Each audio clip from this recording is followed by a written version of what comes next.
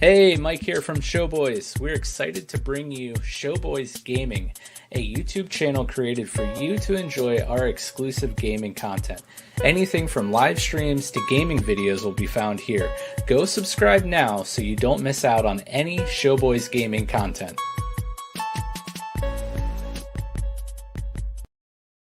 Hi, I'm Becca. And I'm Mike. And we're the Courtneys. We're the hosts of a new marriage and relationship centered podcast called Couple Conversations. We're not here to give marriage or relationship advice, but instead we're just going to have some honest and thought-provoking conversations about our relationship. After 10 years of marriage and the chaos of parenting, business ownership, and being content creators, we thought it was important to focus on dating each other and keep the spark alive in our marriage so when we're old and wrinkly, we still enjoy each other's company. Each week we'll be going through a series of questions to have honest conversations about our relationship, as well as occasionally be joined by other couples to hear their stories and advice.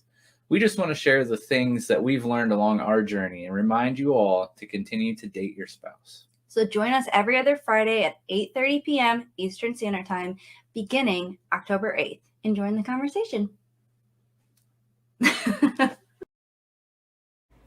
Hey, Nick from Showboys here, and I want to invite you to become a member of the Showboys Discord. Our Discord is the one-stop shop for all things Showboys, from announcements to fun conversations, and of course, memes. Come get to know the Showboys staff and our growing community of pop culture fanatics. We have something for just about anyone.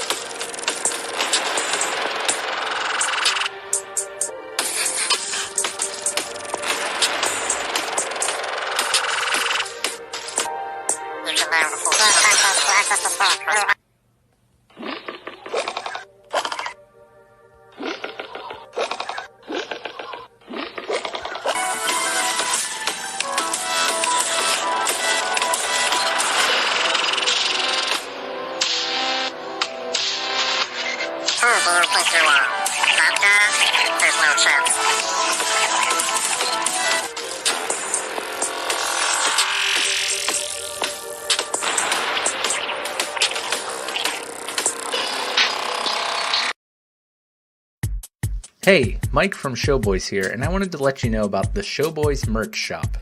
Go check out our classic collection featuring our classic Showboys logo. You'll find a variety of products ranging from phone cases to tumblers and coffee mugs, and of course, t-shirts and hoodies. Head over to linktr.ee/showboyspodcast for the link to the shop. So what are you waiting for? Head over to the Showboys merch shop, help support the podcast, and grab yourself some Showboys swag.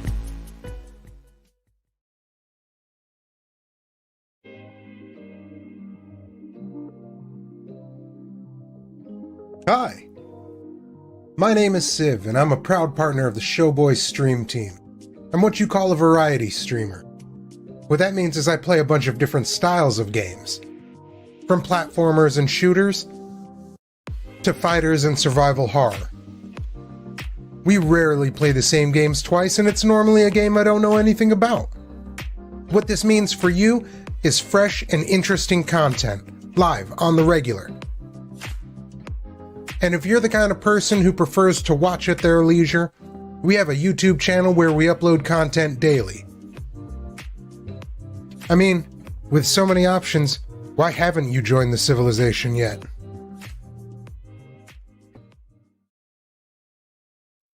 What's up, guys? Chad from Showboys. Just wanted to remind you that we have officially launched our Patreon. Head over to Patreon and check out the exclusive content offered for each tier. From the ability to recommend a topic for the show, exclusive Patreon-only episodes, the chance to appear on an episode as a guest, and much more. With tiers starting at only $1 a month, you can help support our growing community and help us continue to bring our amazing content directly to your lovely little ears.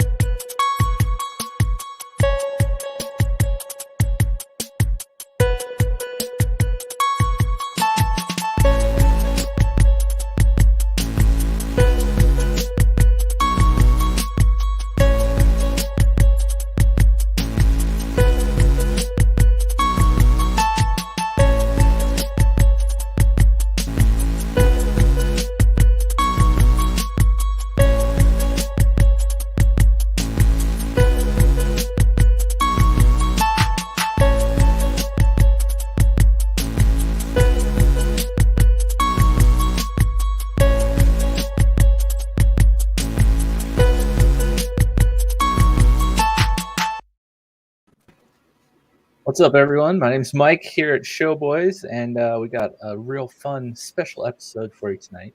It is Thursday after all, but I'm joined here with my good friend Nick.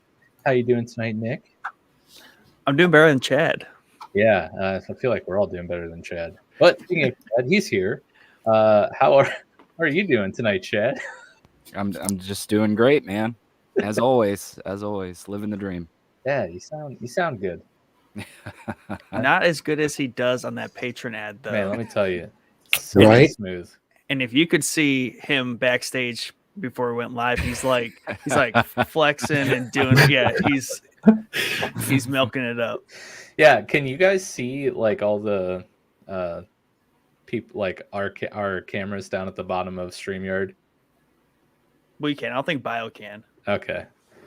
Well, so since we're all logged in under the Showboys StreamYard account, we can see all the cameras for everyone that's in the stream right now. Yeah. Like even when we're off camera. So we're always doing stupid stuff during like those videos and the theme song and whatnot. So, but anyways, BioSiv's with us tonight. How are you doing tonight, sir? I'm doing well. How are you? Pretty good. Man. We were messing around with, or you were messing around with the green screen before we went live, and I'm disappointed we're not in the grand estate that you were chilling in with a nice little piano. Talking about, homie. Yeah, We're okay, here. there we go. We're hanging out. Yeah, we're doing it. Welcome to BioSiv's crib, This y'all. is my bachelor pad. What's up? the streamer life's treating him well. Yeah, right. That stream. That's the actual fake background there to cover up. Yeah, the penthouse, Right. the beach house there. I don't want people to get jealous. Yeah, Right. He's being humble, and I appreciate that. Be humble. Yeah, exactly. Before we get into the episode tonight, just want to shout out our patrons. Shout out Tim B and Yusuf H. Who's that? I don't know. Who could that be? I don't know. Sounds But thank familiar. you guys so much for your support. It really does mean a lot to us and helps us out behind the scenes. If you are interested in checking out our Patreon, it is patreon.com/showboyspodcast. You can head on over there and check it out. If you heard, Chad's wonderful silky smooth ad, you'll know that there are 4 tiers starting as low as $1 a month, jam-packed with cool perks and rewards. So go check it out and sign up today. On top of that, we do have the merch shop. The link is in the episode description. You can find it there or at linktr.ee/showboyspodcast. And lastly, we put out a survey earlier this week, right, Nick? We sure did. 2 days ago. I'm going to put it in the chat right now. But yes, we made a survey just to get a little bit of feedback on what we've been doing over here at Showboys for the last year or so, because we just want to make sure that we're able to produce the best quality of content for you guys. So if you could take a second and just answer some of the questions on that survey there, it would really help us out and help us make sure we're making the best content possible for you guys. He lies. It's a solid 3-minute survey. It is 4 or 5 if you really think about it, but we don't need you to think that hard about it. It's a pretty nice survey, I gotta say. There's a lot of data points on there. Nerd. That's what me and Nick, we live by the analytics, baby. If you couldn't tell by listening to our show the past year that you guys live by that. With all the Google Docs and everything that we have. Chad's just like, where am I right now? Yeah. I do love how Chad sounds like he's all of a sudden in 1 week become like a 5-pack a day smoker. Yeah. You just got that nice rasp going on now. I do. Lean into it. We asked him to record 1 ad and he 1 ad in 3 episodes this week. So let's be clear. My vocal cords are straining at this point. You need to get some tea, bro. Man. You better rest up for that companion series this Sunday. Yeah, I still haven't watched the newest episode. Wow. I watched 20 minutes of it last night and fell asleep. Not because it was Oh. bad, just because I Ooh. fell I asleep. was like, okay, that doesn't sound great. It's not a good sign. But yeah, so tonight's episode, we are going to review the gaming goals that we set for ourselves all the way back in episode 19 in early 2021, which I believe was like the second or third time that Chad was on. Like that's when kind of Chad became our what's playing guy. Yeah, because we were like joking in the episode about me coming back next month, so it was like not even official that I was coming back next month. We were joking about, but then it happened. And it happened, yeah, all year long. But yeah, we're gonna be looking back at the goals we set for ourselves back in that episode, see which ones we were able to accomplish and which ones kind of got left by the wayside.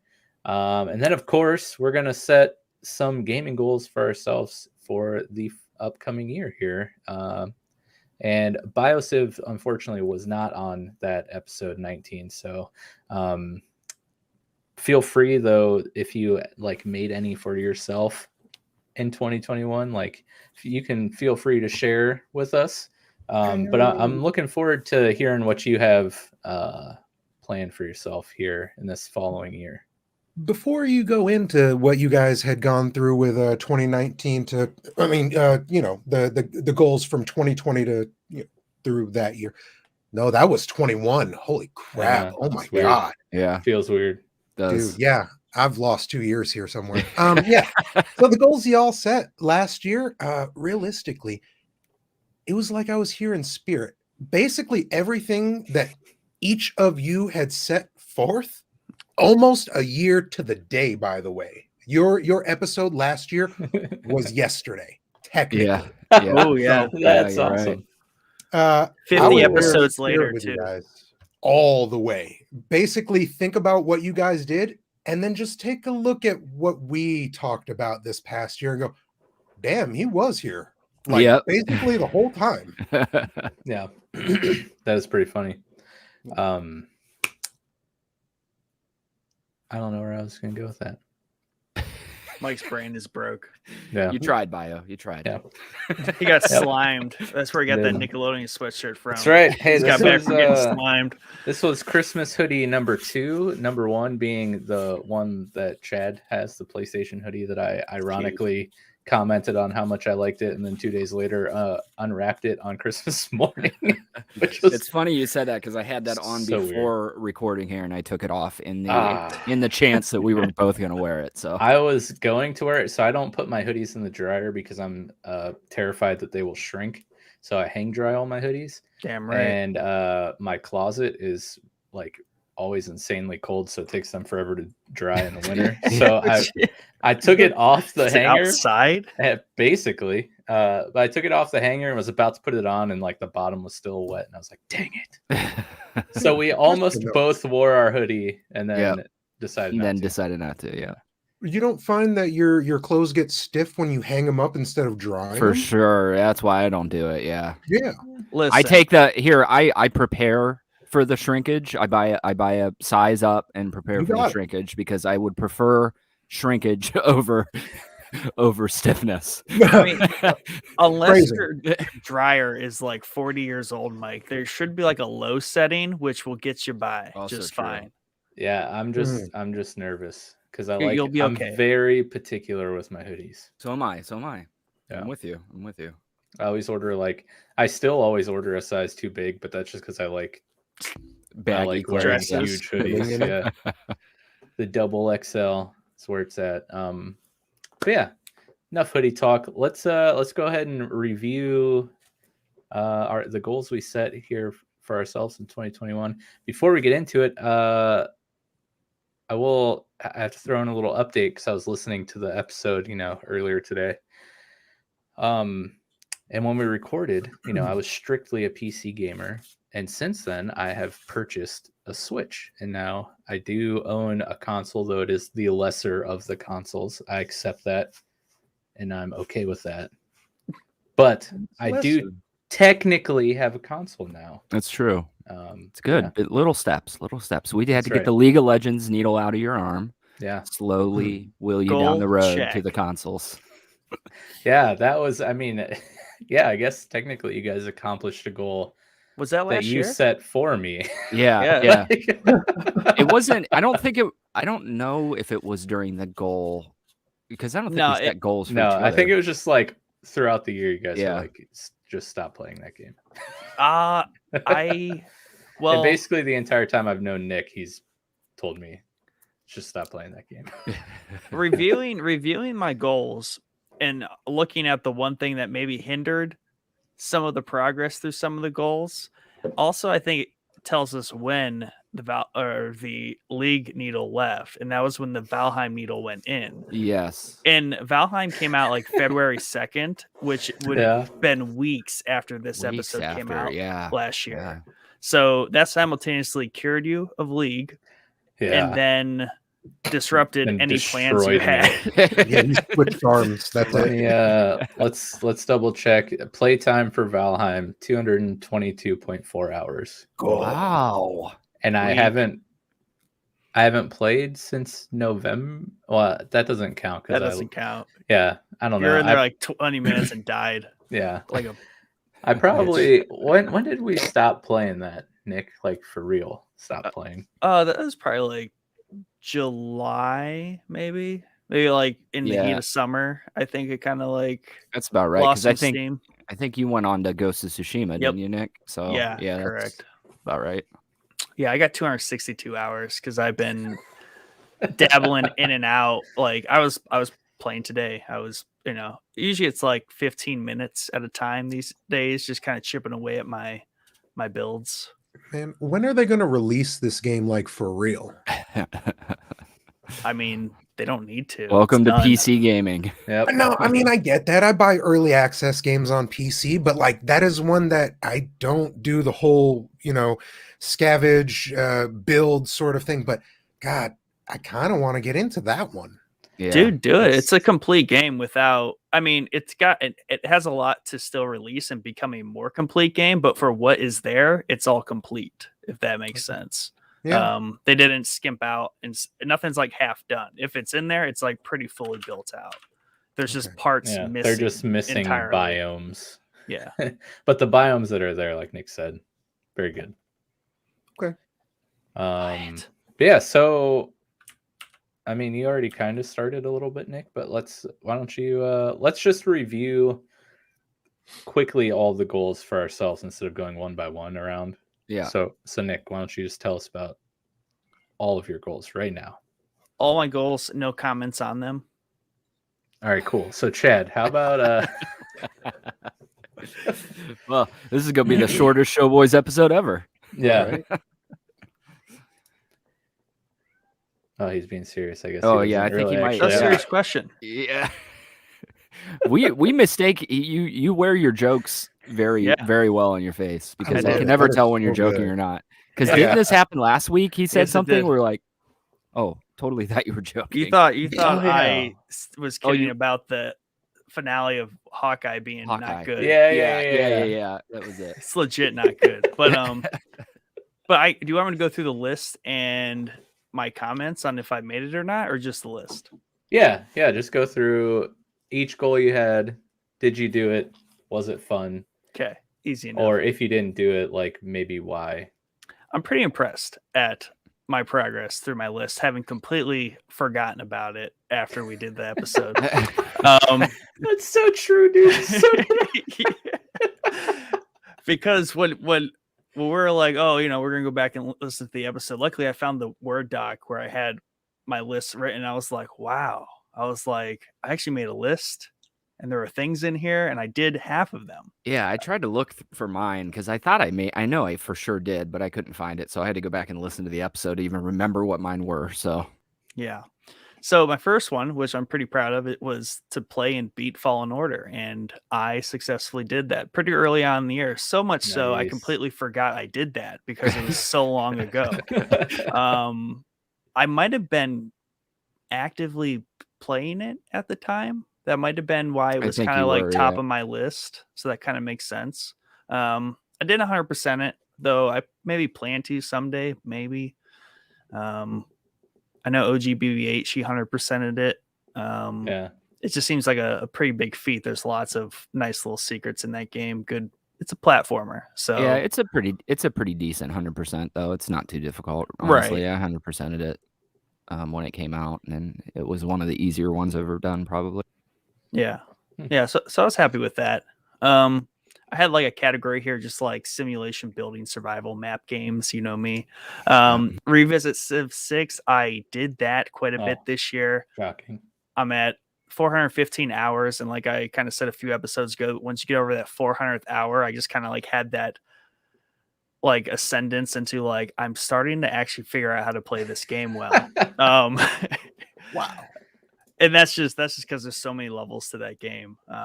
So I was really happy that I hit that and did it. Age of Empires 1, 2, 3, and 4, when they all kind of come out, definitive editions, and then also the new ones. Only half of that I got because I got 1 and 2 definitive editions and played them a little bit, just enough to like nostalgia trip me and know that they're there when I need them. Yeah. So yeah, those are there. They exist. Done. Rimworld. I think this was a recent buy at the time for me. Been out for a few years and had officially like finally released out of early access in 2020 or 2019. So I picked that up. I don't have a ton of hours on it. Didn't play as much as I thought I would, but I definitely liked what I did play, the 31 hours I put into it, which I guess is a lot of hours. Yeah. That's a good amount. Yeah, it's a good It's a amount decent for amount. sure. Okay.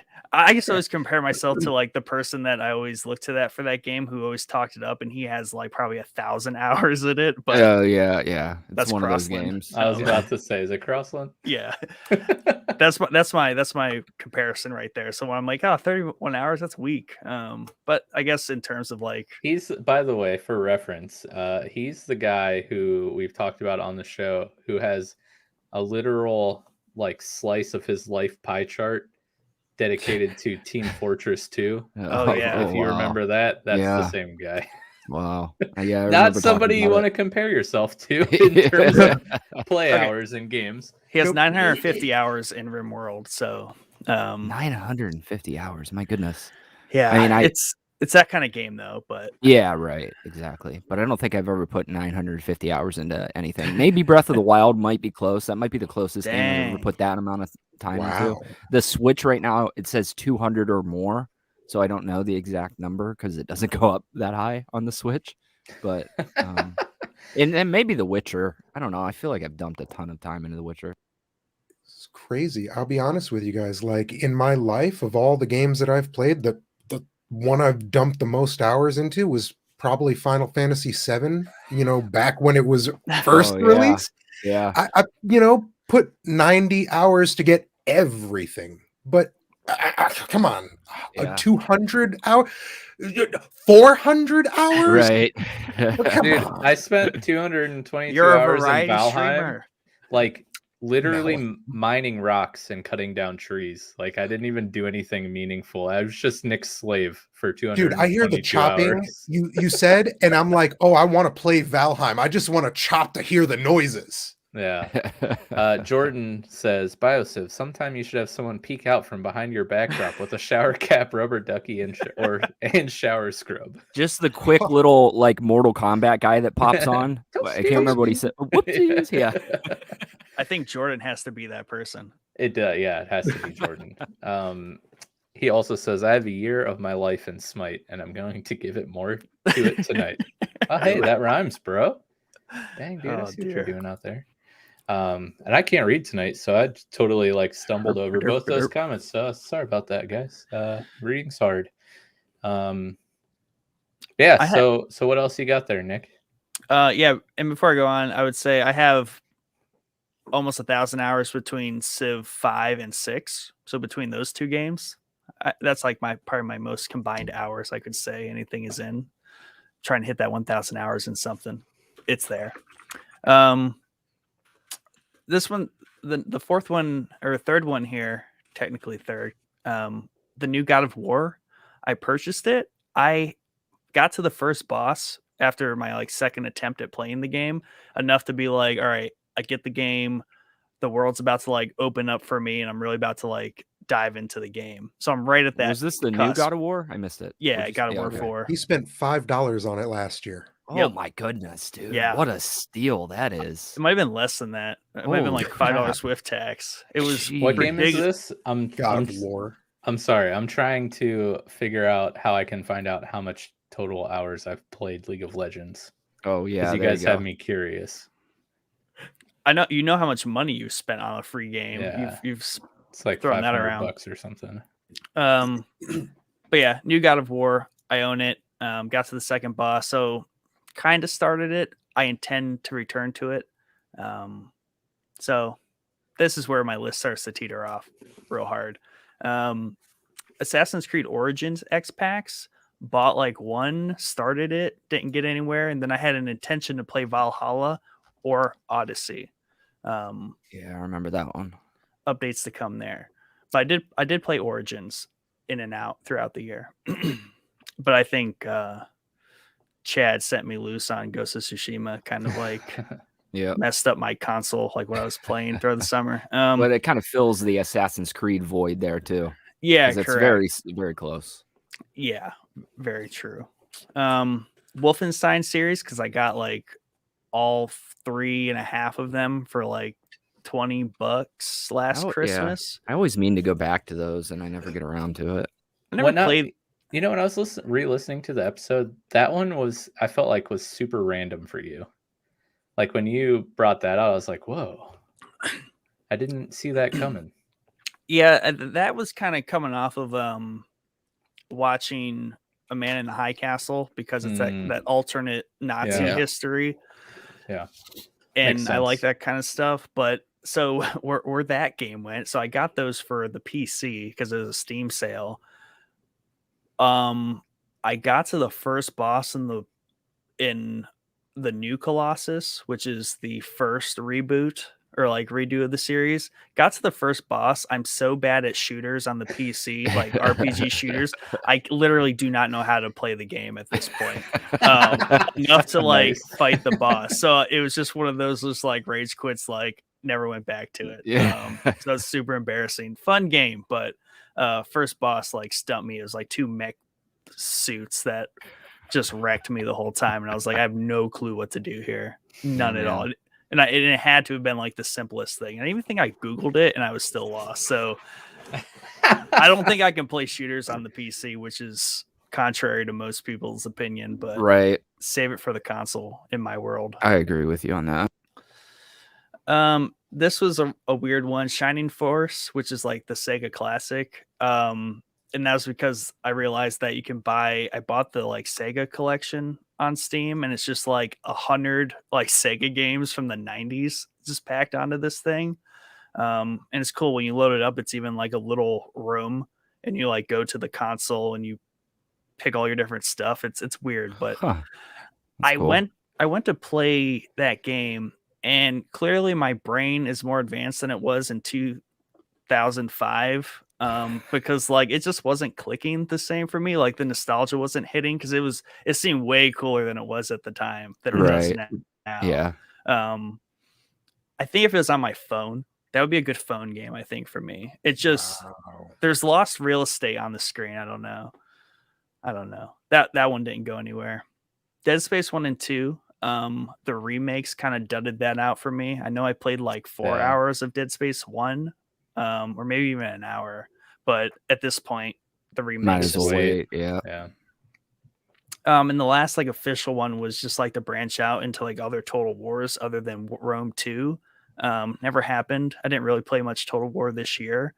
I think the last time I played Total War was in June, and that was Rome 2. So I failed that one. And as kind of bonuses, like Valheim and then Humankind were kind of like the ads for the year that interrupted. They weren't planned, but they just kind of happened. So I got 25 hours on Humankind and then just 262 in Valheim. So check box. Yeah, that wasn't there. Yeah. In your defense though, Nick, you also did not think you were grabbing yourself a PS5 this year. This is also true. Yeah. I throws a wrench. Opened a whole world up. Yeah, I took a and that's gonna shine and be very apparent in my goals here for 2022. I hear you. That was a left field right turn I did not expect to take. I can see at the beginning of the year, that's a good point. At the beginning of 2021, I was very much a PC gamer with like a few things on my PS4 that I still played.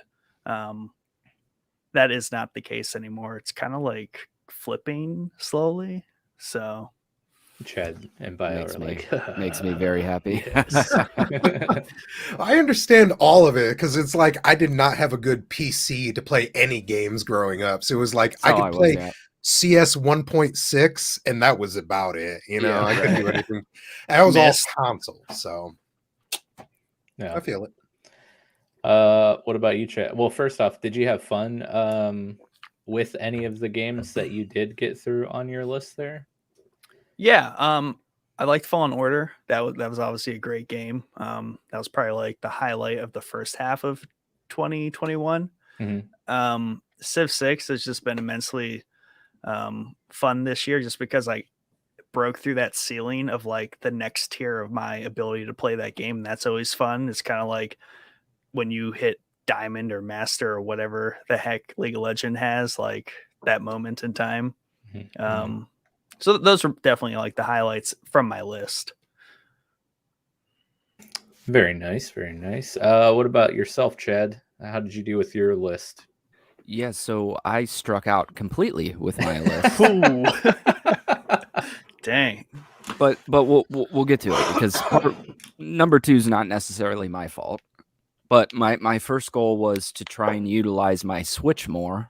I felt like I was not giving any love to my Switch whatsoever. It's literally been covered in dust upstairs since I beat Breath of the Wild.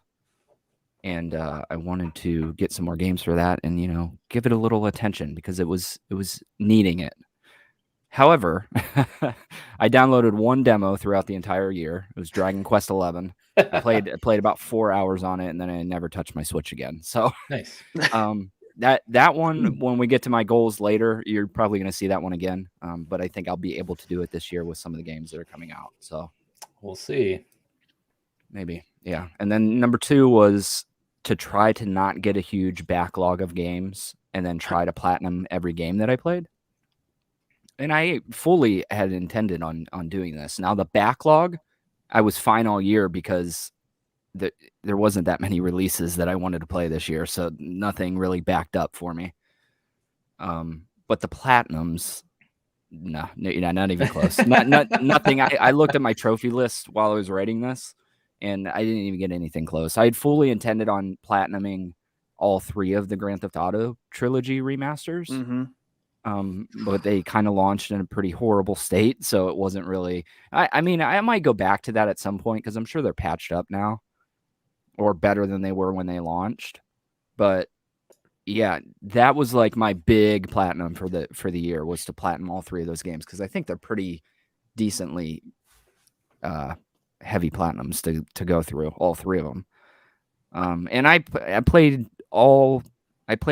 Grand Theft Auto 3 and Vice City with the path of platinuming it. So I got a good chunk of both of those done. I got all the hidden packages and all that stuff, but it just fizzled out for me.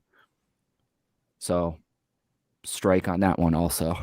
But didn't you platinum like Ghost twice? And I feel like you've platinum stuff though. Yeah, I mean, I don't necessarily count the Ghost one because I already platinumed it, so it's not really technically in my mind platinuming it again. Like I platinumed it twice. Yeah, and I platinumed, cancels itself out. And then the other one was Control for our spoiler cast. I platinumed Control again, technically. Yeah. So yeah, I don't know. Just doesn't count for me because I already did it. Like I wanted new platinums on this. No, on this you list. should accept those platinums. I mean, you have to put in the time and the work for both of those games. Yeah, that's true. That's very true. But it doesn't show up in the trophy list as a second platinum, especially if you already have it, right? Because you can't get it twice. So to me, it's just like I'm just a nut job, and I wanted to platinum it again, especially Ghost, just because I love that game so much. And then my third one, which is the one that I did the least with out of all of these, like I said, I started working on some platinums. The third one was to try to work towards 100%ing The Witcher 3. And I had I had a long tangent on the episode. I had a long tangent on the episode about how you can like literally go into that game and crack out 50 side missions, and it doesn't even put a slight dent in the map. So this, for me, I didn't even touch The Witcher this year, and it's because I'm waiting for the PS5 remaster to dive back into it. So I literally didn't even get close to this at all. Is that like officially announced or something? Or yeah, so it was supposed to come out last year, and the whole Cyberpunk 2077 thing happened, so they delayed it to work on fixing Cyberpunk 2077 and getting that next gen port out beforehand. So I think it's supposed to come out. It's on the dockets right now for like Q2 of 2022, but I don't see that probably happening because Cyberpunk's in that same docket, and I don't think it's that big of a team to be working on two huge games like that. So, and they're also working, I think, on like DLC for Cyberpunk, like or like single player DLC. So how about finish the game first? Yeah, how about fix your game and then you can work on that. Right. I do fully intend to get to that game at some point because it looks awesome, and I hear it's a lot better than it was when it launched, but it's still pretty broken in some places. But I don't know. They won my heart with The Witcher 3. I went on a whole tangent the last episode about the like thank you letter I got and all that stuff. So I'm not going to give up on the company because they put out one bad game, but we'll see what happens with their future at least. Yeah.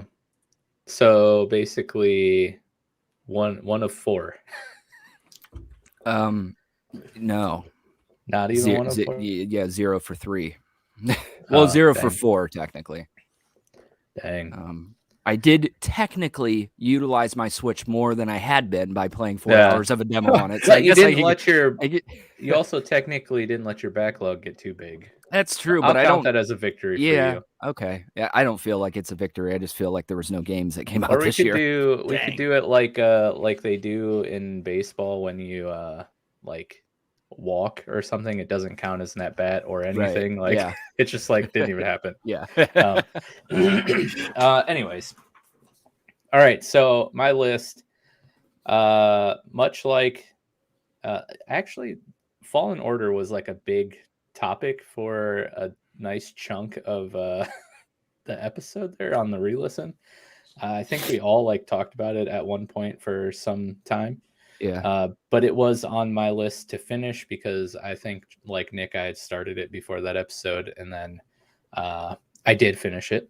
And that was like my first game that I put any sort of significant time into that wasn't League of Legends at the time.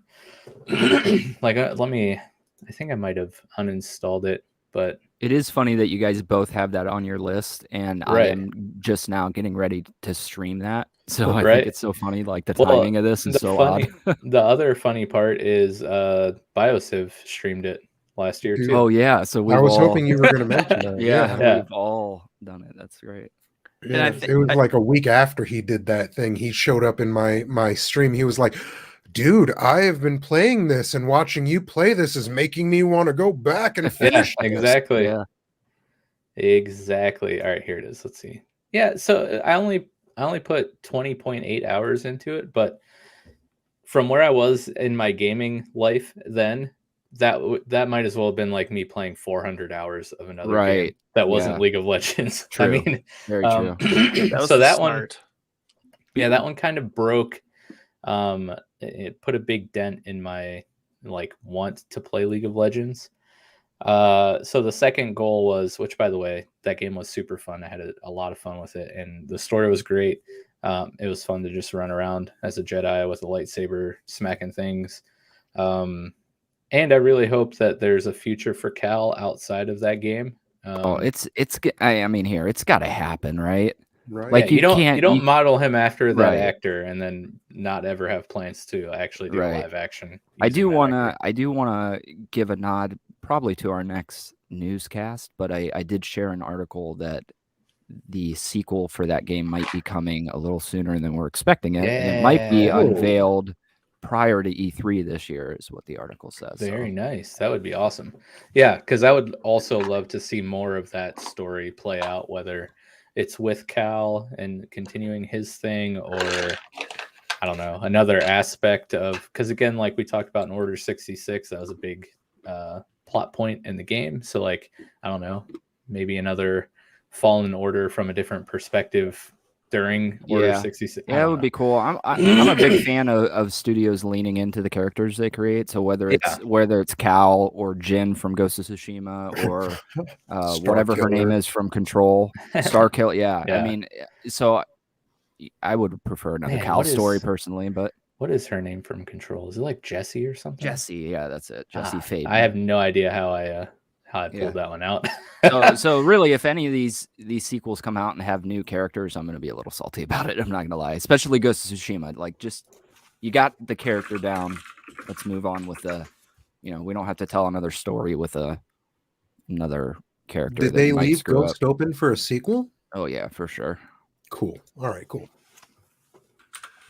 There better be a sequel, because it has the setup to be like Horizon, where they have the opportunity to make the second one just like a monster compared to the first one. Yeah. So if Horizon here becomes like, this game should be just off the charts compared to the first one. So they have the exact same opportunity with Ghosts. Right. And I think that also Spider-Man has that, Insomniac Spider-Man has that setup right now, where they are setting it up to be massively huge, this next game.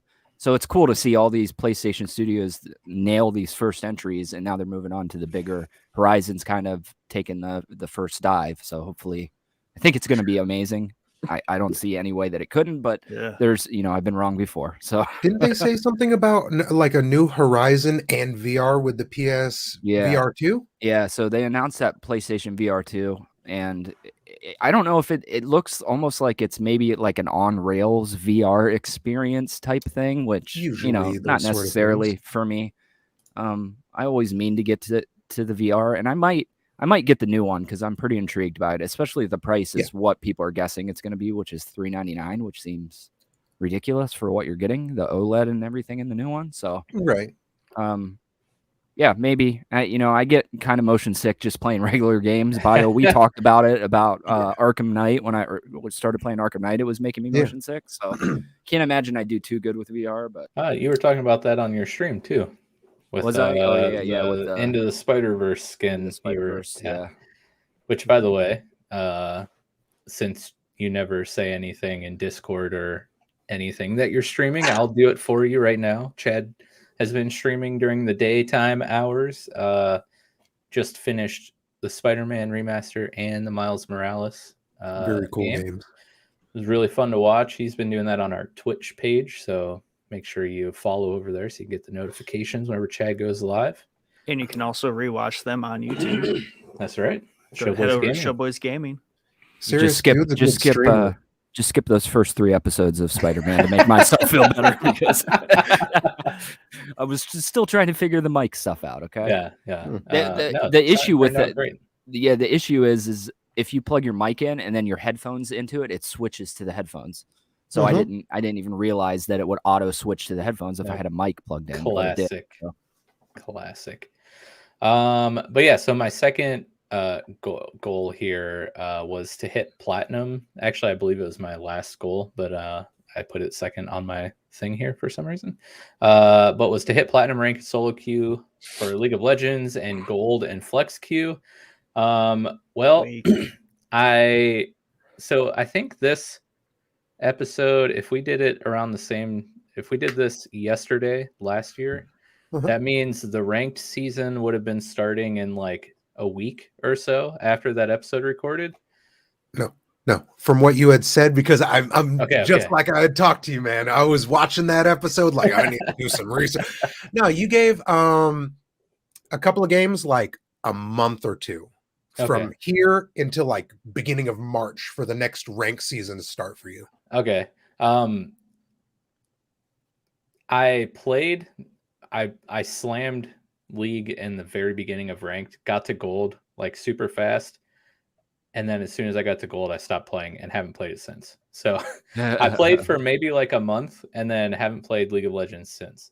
So I think we'll give you the win on that one because Yeah. it's better that you just let it go. Yeah. So like you gotta, if you hit gold, you get like a free skin, and if you don't have the champion, like they make a custom skin for the most popular champion used in professional play the year before.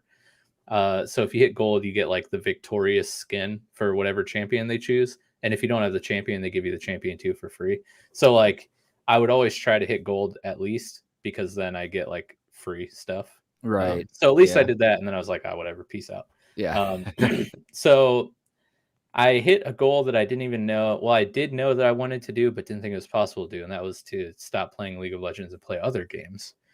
So while I failed this one, it kind of was an achievement in and of itself. That's funny you had both those goals on there. It is. You set yourself up for failure like I did with the Yeah. backlog and platinum. Well, thing. hey, at least I could do. At least it would hopefully, unlike you, like let me succeed in one, and if I failed the other. Yeah. The other goal I had, which failed miserably, was to get sucked in and completely immersed by New World. It did release, and I bought it, but let's check my time played since I purchased 42 that. hours. Yeah. Is it like really 58 rough? minutes. 58 minutes. Get out of here. Is it really? Yeah. Oh my But goodness. I think- He had beta play. Yeah, a lot of what happened with that is we played in the it wasn't the alpha, it was before the beta, it was like a preview week. It was wow. like the second time the game got delayed. They felt bad for doing that, so they're like, if you signed up for the beta or whatever, like we're gonna delay it. I know it's supposed to come out next month. Here, play it for free for a week. So Okay. Nick and I Yeah. slammed it pretty hard, and that's when we like fell in love with it, and we made that first episode, which was like episode 3 of the podcast or whatever. And then the like early last year, Nick, that the beta came out, or was it the end of 2020? I think don't it was remember. like late spring. There was like a beta test, and Okay. then a delay again, and then it finally came out in August. I believe. Yeah, it came out in August. Okay, so sometime either just before or shortly after our episode 19, the beta happened, and I played a lot during the beta. I was having a ton of fun.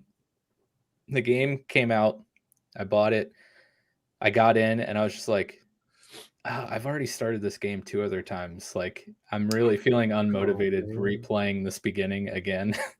And Did so it I keep just haven't resetting gone back. everything for you? Yeah, it's a clean, Yeah. clean Oh, that wipe every time. sucks. So that's, I mean, it was really popular for like 2 weeks or 3 weeks after launch, and then completely died. Like completely, everyone left.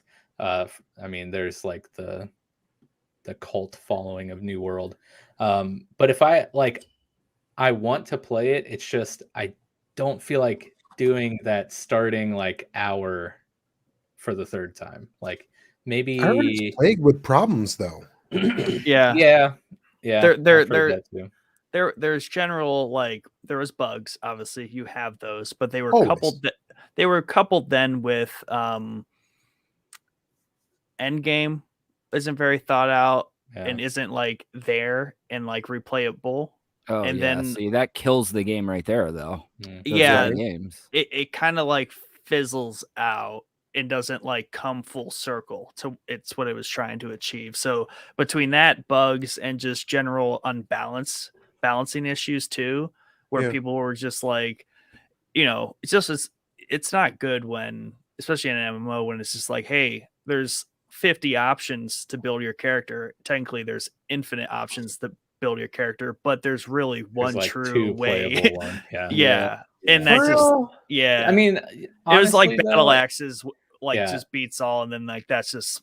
But There's no honestly, point in playing then. That's Right. something that plagues MMOs, like every MMO. The Well, problem yeah. is with something like WoW, it was each class had that.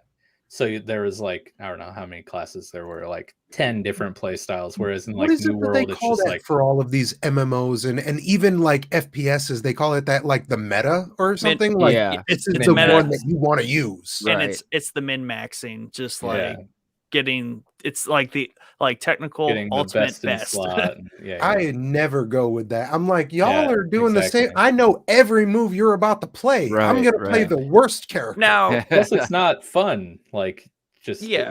Yeah. why not? Yeah, Well, I think Everyone- that's why they change things so frequently, is to change up that meta, whether it be Yeah. nerfing guns in Call of Duty or whatever the equivalent is in Yeah. MMOs. So, I mean, it's the same. I think it's just a multiplayer game problem across Yeah. the board, because it's the same thing in League of Legends, Pokemon Unite. You find the 2 or 3 characters that are the best, and then everyone plays those to climb the ranks, or win matches or whatever. Yeah. I mean, it's Um, always gonna exist, especially with like best in slot and stuff. But like where WoW does that a little better than others, and like this is how you have to do it because you're always gonna have that. Is it has to be hard to attain best in slot. Like it has Right. to be you have to take WoW time and work. used to do that. Yeah. And the problem with New World is that, this probably isn't true, but whatever the build is, like 2-handed battle axes, that's best. That's the best way to play from start to end. That's the problem. It isn't Oh, like yeah, this yeah. is like the end Once you game get build. to the end, It's the like, no, switch, yeah. like you log in that game, you find yourself a 2-hand battle axe, you put some points into here, and like you're just gonna like rock Forever. Yeah. and it's like boring, right. Right. Right. busted. So Yeah. poor Mike. Yeah, 40 so bucks. I don't know. Maybe I'll get back, because to be honest, like endgame stuff is fun for me in MMOs, but I'm more of like my Chopping time in wood. Valheim. Like I like professions. I like that aspect of games, and New World's big draw, I think, is like you can do every profession. You can be any class you want. You don't have to like choose a class and a spec. Like it's just what gear you equip, like what weapon you equip is. Yeah, exactly. Yeah. See, I like that. You don't have to lock in a profession of crafting or gathering. You can do it all, but if you want to be the best, like you just focus on one, because they're so wide and deep. At least the professions in crafting, from what I played, were very deep, and like so deep that if you wanted to truly master one, you really need to focus all of your time in one. Right. But like if I wanted to, like we talked about in that episode, and then in our New World specific episode, if I wanted to just be like the best lumberjack, like I could level up my wood cutting, and then I would get rare pieces of wood and be able to chop down like high level trees, and then be able to sell those and just be like a millionaire lumberjack in New World, and not even worry about having to use battle axes, because I'm just out there using my wood axe. But my man, do you want to be a lumberjack in real life? No, that's why I do it in a game, bro. Why would you want to just drop like 4 hours? Here we are. Yeah. We're in the woods. We're chopping wood. Listen to that. Yeah. Exactly. Yeah. perfect. So, yeah. Yeah, I'm with and you, then Bio. the I'm with cracking you. of it falling over. I'm Oh, just like, God. Well, I want to hear the cracking of it. Of course. Give me some Who good doesn't? footage of that. yeah. The best thing though would be if you were like the premier streamer for New World and like the And all I best did was- lumberjacking streamer. Like No, I'm a bridge builder. I'm laying these stones one by one. Yeah, I don't know. Maybe I'll go back and do it after I get like that first hour burned out of my mind, and feel like replaying it for the third time. But then my last goal, which is the one that I really succeeded in, was to chip away at more story-centric single-player games. And I gave the example of Batman, Arkham Knight, Horizon Zero Dawn, and The Witcher 3. While I didn't actually play any of those, I did gonna say. play a lot of single-player. Well, a lot for me, single-player games. I didn't touch Arkham Knight at all. I do own it. Have you ever played Arkham Knight? No, I played all the Oh. other Arkham games. Yeah, and that's then wild for me that you've never played Arkham Knight. I think I actually went into why in that episode. It was like right when my oldest daughter was Oh, born. I yeah, got it yeah. for my birthday, and then Yeah. I switched to gaming on the laptop. Yeah. That's Um, it. Horizon Zero Dawn I've purchased, and was in my what game to stream next poll, so that's like pretty close to happening.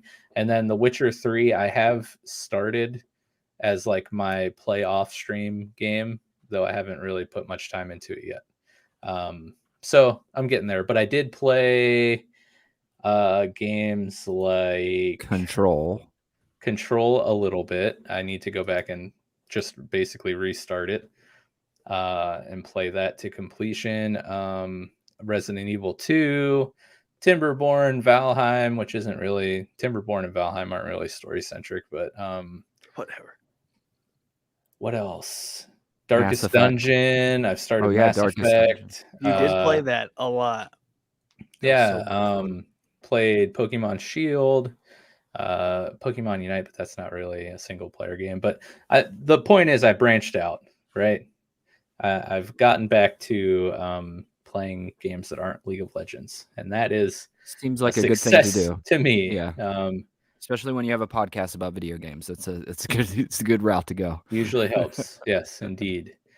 But that was really fun, and doing that kind of led into starting to stream, which then led more into playing those types of games in a different way than I probably would have if I wasn't streaming. Like I paid more attention to the story and I don't know, the smaller details of the game while I was playing or whatever. So that's been a lot of fun.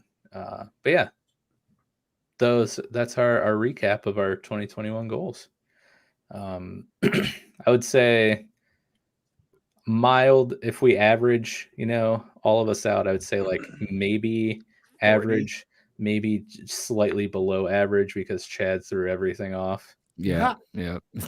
Pretty much. They screwed us. Like 38%, 38.5%. That's what I was going to say like a 40. So yeah. We're there, Nick. There you go. Yeah. We need a bell curve for this one.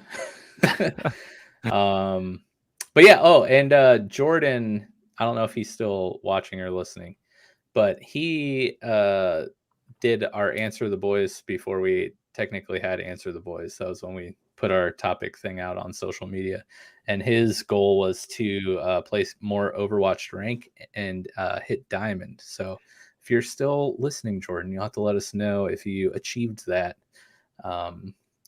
Definitely played more Overwatch this year. I know that. Actually, please let us know. I'm intrigued because Overwatch is one of those like clan-based first-person shooters that I wanted to build a group for. Well, I went the route of really Destiny. into it. He's very into it. Yeah. He'll let you join his squad or however that works. Join me. Join my team. Nick might as well have been. I had so much fun watching the sports ball. Those Browns sure did hit a lot of home runs. Oh my God. You ever seen that girl, the video where they have her on the news and she's got her sunglasses upside down? She's like, sports! And she's got like broccoli in her fanny pack. Yeah. That's Nick talking about Overwatch. Yeah. But dude, BioSiv sent me the funniest video today. It was I love Pokemon. He sent me a video of like a funny TikTok video of dude mispronouncing all the Pokemon names. I've seen that one before. Yeah, so good. I gotta say, Party Wiener for Weedle might be the best because he kind of does. He does kind of look like a wiener, and his little stinger does look like a party hat. So come on, I mean that might have won it for me. But yeah, Jordan, let us know if you hit that, and then also reach out to BioSiv so you guys can play some Overwatch together. Sure. All right, let's get into the goals that we have set for ourselves. Well, first off, none of us really paid attention to our goals after that episode. True. Intentionally. Do you think that we will pay more attention to the goals we set for ourselves this year? And like, how can we kind of do that to make sure that we're like following through and holding each other accountable and stuff? Yes, BioSiv, you in the bottom right corner. Yeah, the one in the green background. So why don't we just take a generalized outline of what we talk about in the next hour to 2 hours, depending on how we go. And put it in the Discord. Okay. That There way you we go. are accountable. Locked in. We're There you locked go. in. That's a Yep, good idea. You put it on the internet, and you have to do it. That's what I always say. True. Yeah. Yeah, except listen to my ad. I upload to YouTube daily. Yeah. Yeah, come on. I try, but sometimes we need to really push ourselves when we are trying to make ourselves accountable. Yeah. It's true.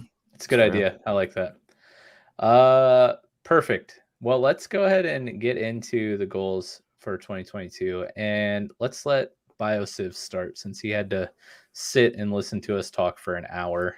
Hey, thank you. I mean, I Let's let the interjected. man talk. Okay, being obviously, oh god, the new person for this. Let's go like one at a time around the circle for this one instead of throwing all of them out at once. There you go. You may need to rethink that. How about, okay, if you have 10, we're doing 2 at a time. If you have 5, you do 1 at a time. What if I have 30?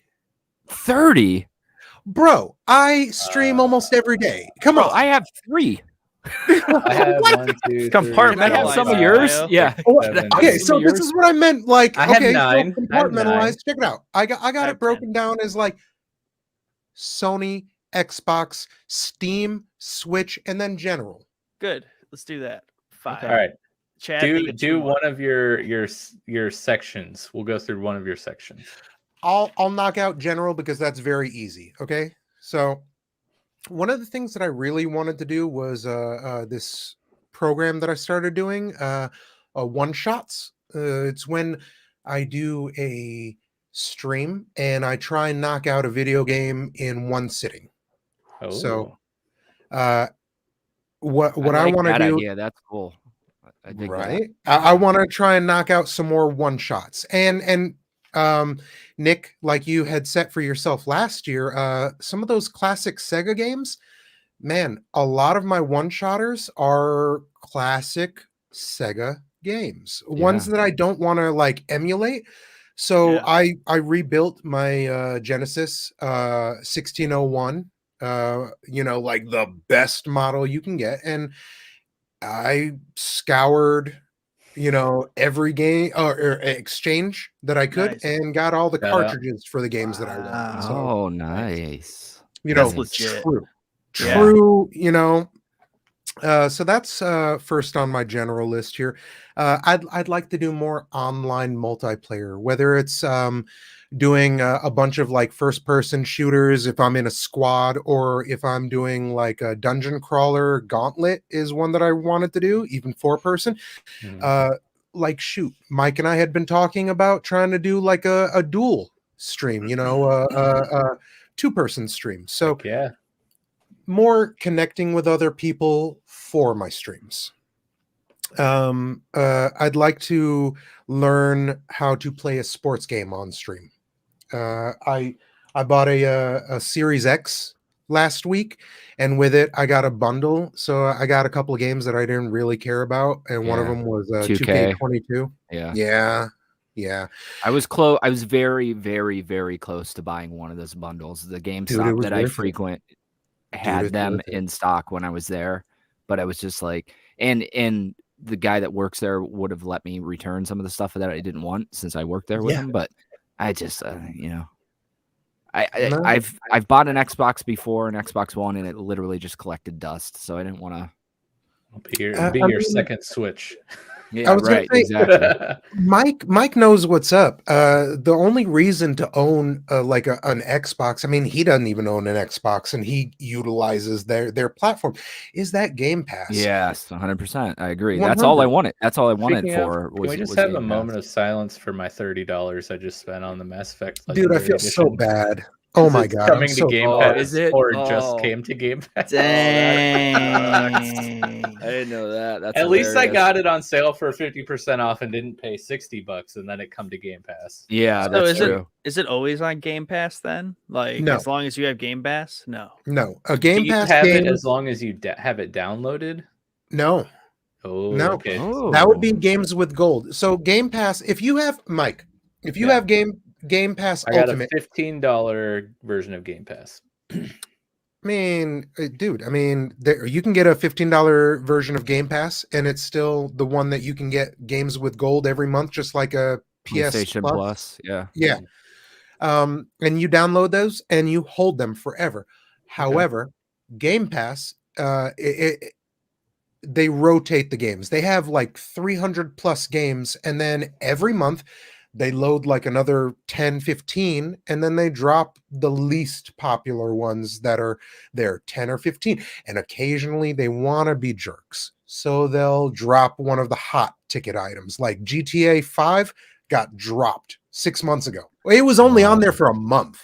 So, yeah, I think that might have been something to do with PlayStation, because I thought that they were doing like giving the game away for PS5 when it comes out or online or something. So that might be why they did that. So let me clarify this real quick though, because I'm very intrigued by Game Pass, and I was just going to do it on the PC like Mike, because that probably is the smarter idea. But you're saying that if I am several $100s. True. Absolutely. And it, you know, I'm never going to touch it, so it makes more sense to have it on the PC I already own. That way, when it collects dust, it just collects dust. And buy the subscription when you need it. Right. So, but let me clarify. So, if let's say, because of the game that I was recently intrigued by were the Force Unleashed games, because they're on Game Pass. Okay. And I cannot get those on PlayStation outside of PlayStation Now, where you have to stream them, which just doesn't work very well. Sure. So, you're telling me if I download the Force Unleashed and I'm playing it and they decide to remove it, it removes it from my hard drive? In this case. Oh my. Because the Force Unleashed is an EA game, technically. Yeah. It's part of EA Play. Right. And with Game Pass, EA Play is a part of Game Pass. So as long as EA has those games on EA Play, which they will always, they've never removed an EA Play game. Yeah.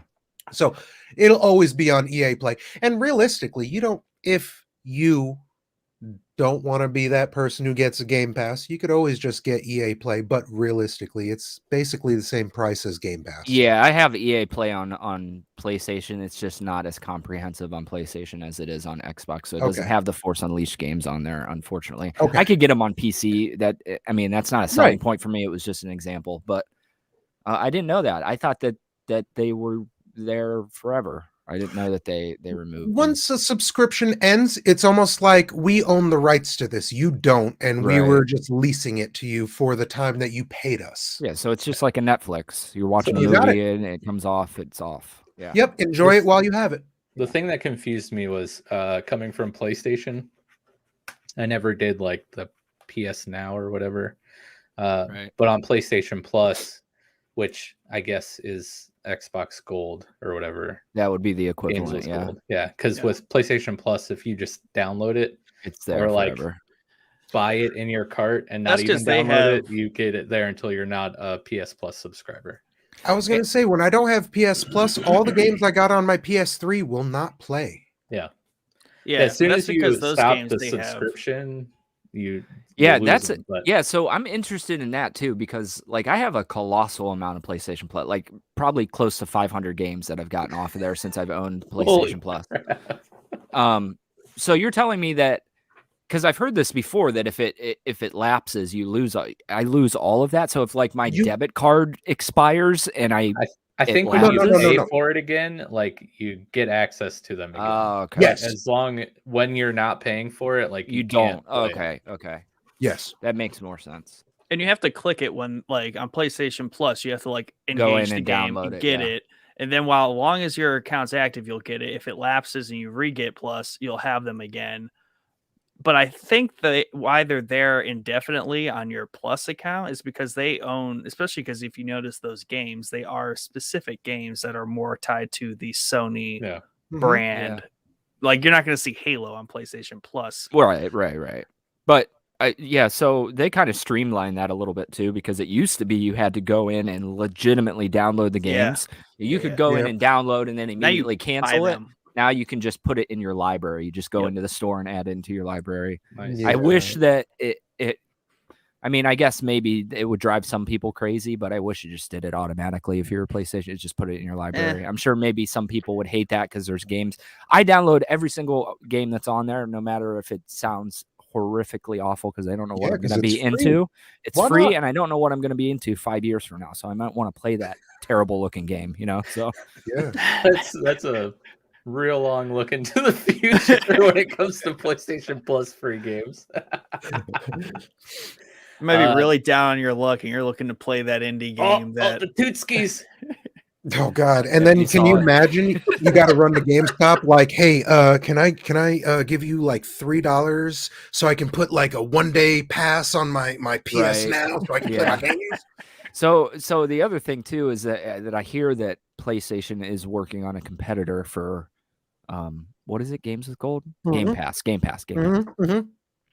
So I'm hopeful for that because PlayStation Now was the kind of the origin of this Game Pass thing. That's what came out first.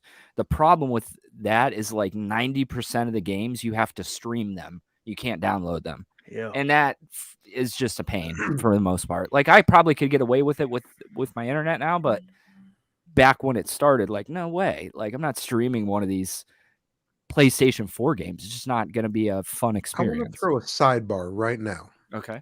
Sidebar. Like, Chad, do you remember the Sega channel? No. Do either of Mike, Nick, do you guys know of the Sega channel? No. Oh man. This was Game Pass. This was PS Now. This was Netflix before any of that. This was 95, 96.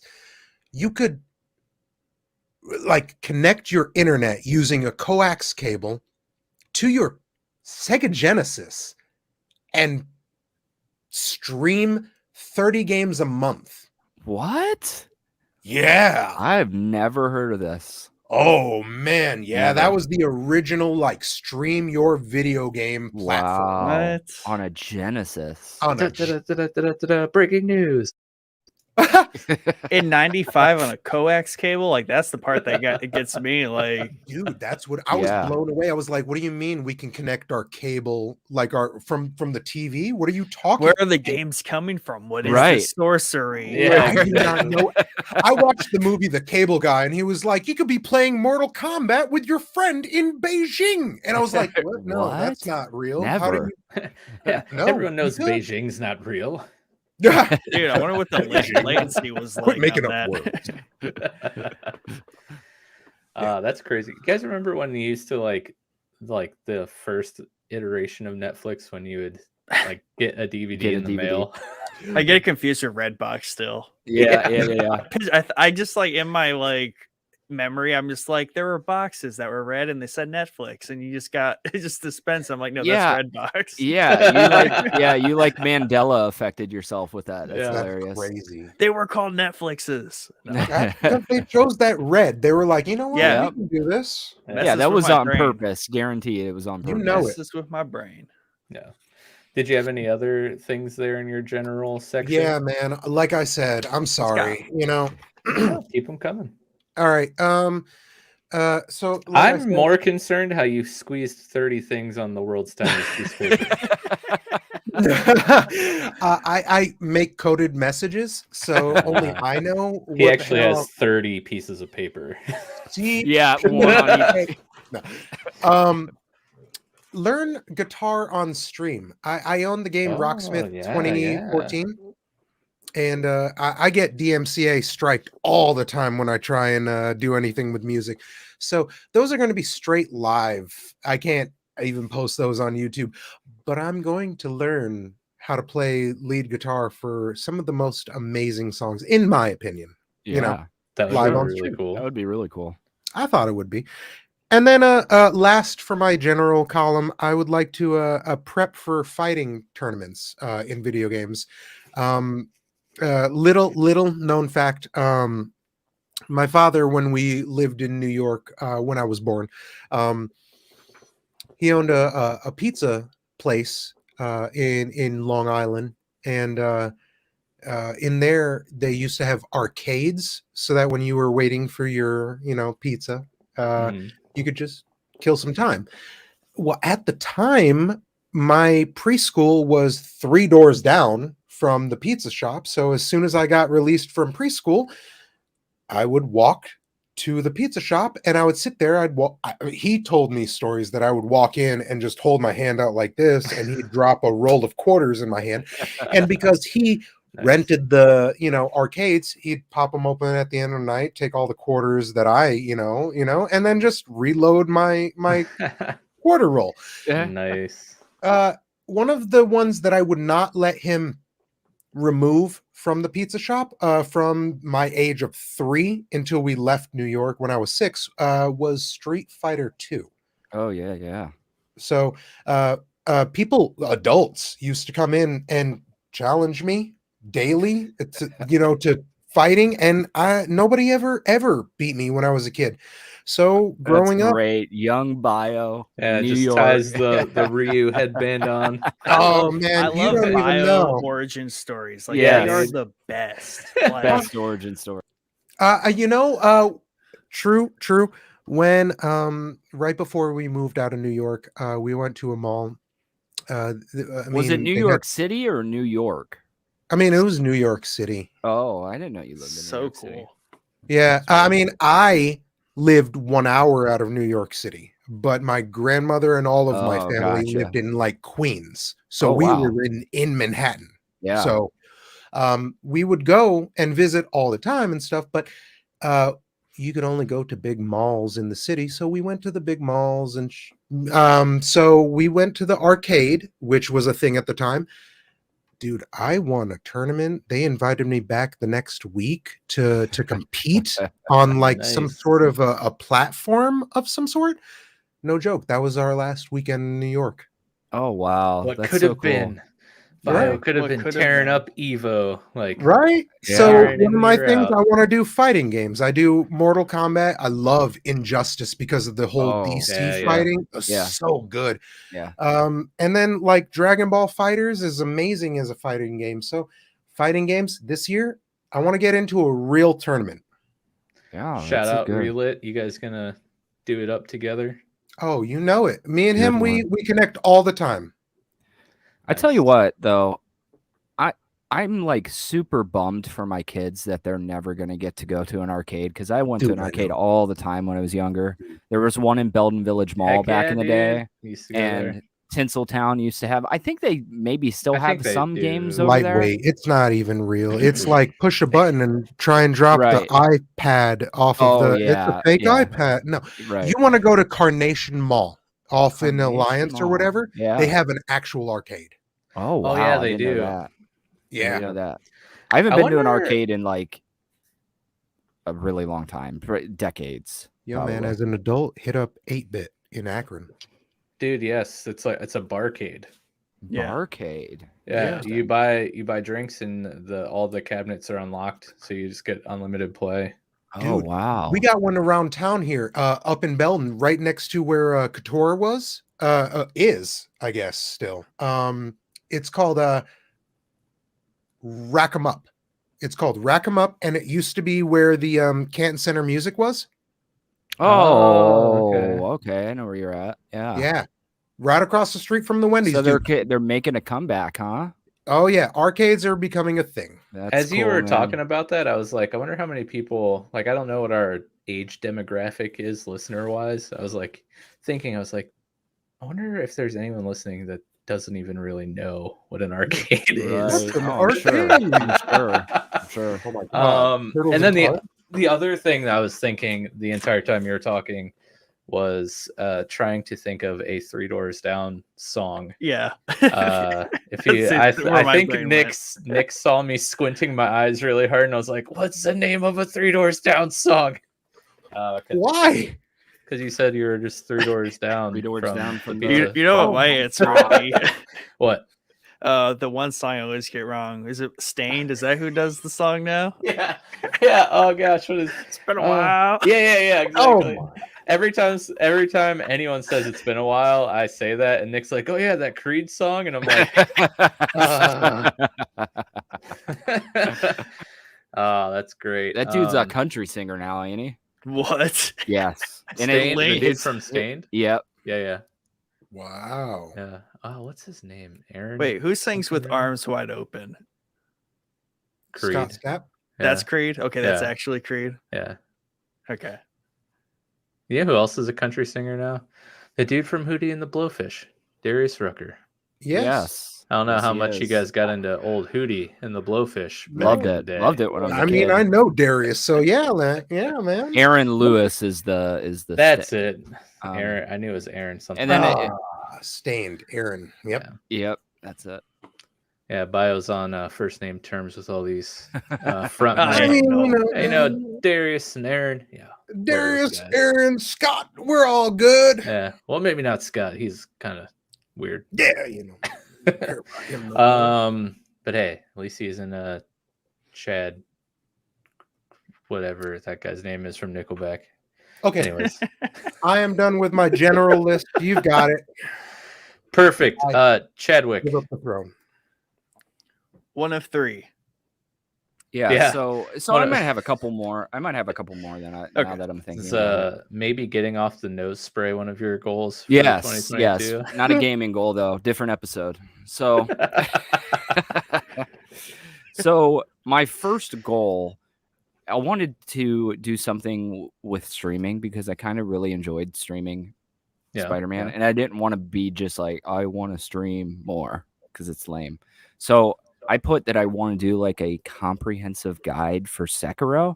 I don't know if I'm able to accomplish that goal because it's a very intricate game, but I feel like I could because, you know, I've talked in here before. I beat that game quite a lot, like 50 something times probably at this point. If anyone could, it probably should be you. It's probably me. So, and then I kind of want to get Nick to play that game at some point because I feel like it's better than Ghost of Tsushima. So, maybe Isn't maybe it hard though? I don't like it's hard. very games. difficult. Yeah.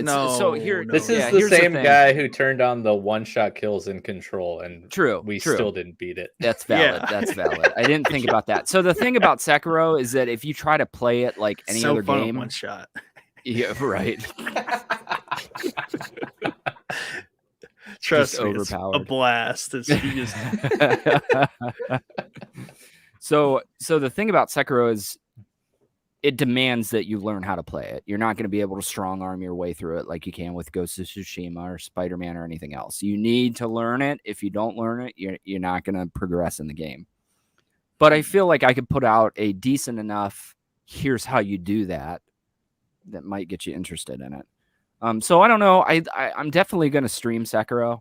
I don't know if I'm going to do a comprehensive walkthrough for it. I'll do probably a walkthrough for it, but that's definitely like number one on my list to do soon. And the reason for that is every time that I play Jedi Fallen Order, which is what I think I'm going to stream next, it makes me want to play Sekiro because the combat's very similar and it's significantly better in Sekiro in every way, shape, or form. So every time I play it, I'm like, yeah, this game's good. It's Star Wars. It's cool, but it's not Sekiro. And I want to go play Sekiro. So it's a natural progression. Unfortunately, for the rest of my list here, that's going to throw a wrench into it probably because we'll get to that eventually. But that's my number one I'll goal. strike you a deal. Okay. If you make a comprehensive guide to Sekiro, I will purchase Follow Sekiro and play Sekiro and follow your guide. And as someone who would probably be atrocious at that game, I'll let you know how good your guide is. Yeah, like if you can coach me through that game in a guide, then I want That to would see be you cool. stream that, Nick, with his. and then guy. I'll stream it. Oh, I'll that would be stream really cool. Me Yeah. watching his guide playing the game, Taking notes. Yeah, Might I be mean onto that. something. Yeah, to be honest, if I'm gonna do a comprehensive guide, that's gonna be like quite the undertaking. Like it might take months to prepare, just so I'm not figuring things out on stream, which is kind of defeats the purpose of doing a comprehensive guide. I'm like, oh yeah, I forgot you could do this. So it would like require me to probably play through the game once and then take notes. It could be quite the undertaking for sure. Even though you've played it like 50 times, you got to play it Yeah, again. but it like with that in mind. You know who you're talking and, to? Like... Yeah. And the other thing is yes, I've beat it 50 times, but 40 of those times are on New Game Plus, where like all the items, I don't need to remember where they're at. I don't need to get any of the items or any of the skills you get. I don't need to do any of that. So I would have to start. I can't do a comprehensive guide on New Game Plus. It's just not going to work. So well, Chad, Then you just run to this guy and it just works. From what you had said a full year ago, all the way to now, you're still staying consistent. From then to now, you said Sekiro is so good with its parrying that Fallen Order is just missing it by like this much, is. and it makes you want to go back to Sekiro. Yes. Sekiro, I said it before, and it was actually on the Gaming Goals episodes. Sekiro is very much a rhythm game. Whether you want to look at it that way or not, it is 100%. It's like playing Dance Dance Revolution. You're just sword fighting instead of dancing, or, Beat Saber, whatever you want to say. That's it. You're weaving the deflects and attacks and everything. But yes, it's just so accurate. And even Ghost of Tsushima doesn't nail it right like Sekiro does. Said then too. Yeah. Which I said then. And I think that's probably because it was well into production by the time Sekiro came out. So, like, unfortunately, Sekiro came out before it and nailed it perfectly. Yeah. So by the time we got to that, it just didn't feel right. But Jedi Fallen Order is the one that feels the most off with the deflects. But oh god, Sekiro is just, the parries were terrible in Fallen Order. Like, but it was. I mean, it still worked out okay, better than other games. Yeah, I think there's a lot more in Fallen Order that's good that make it a good game outside of the combat. So, but yeah, just everything. We'll see when we stream. Just everything with Sekiro is just bundled in a nice, tight little bundle, and it's perfect. All this talk about like parrying and stuff, this reminded me that it took me in Fallen Order where you finally go like into the depths of Kashyyyk, right? And you get into like the spiders, like you're all like deep down in the jungle or whatever. At that point in the game, like I'm pretty sure that's pretty far along.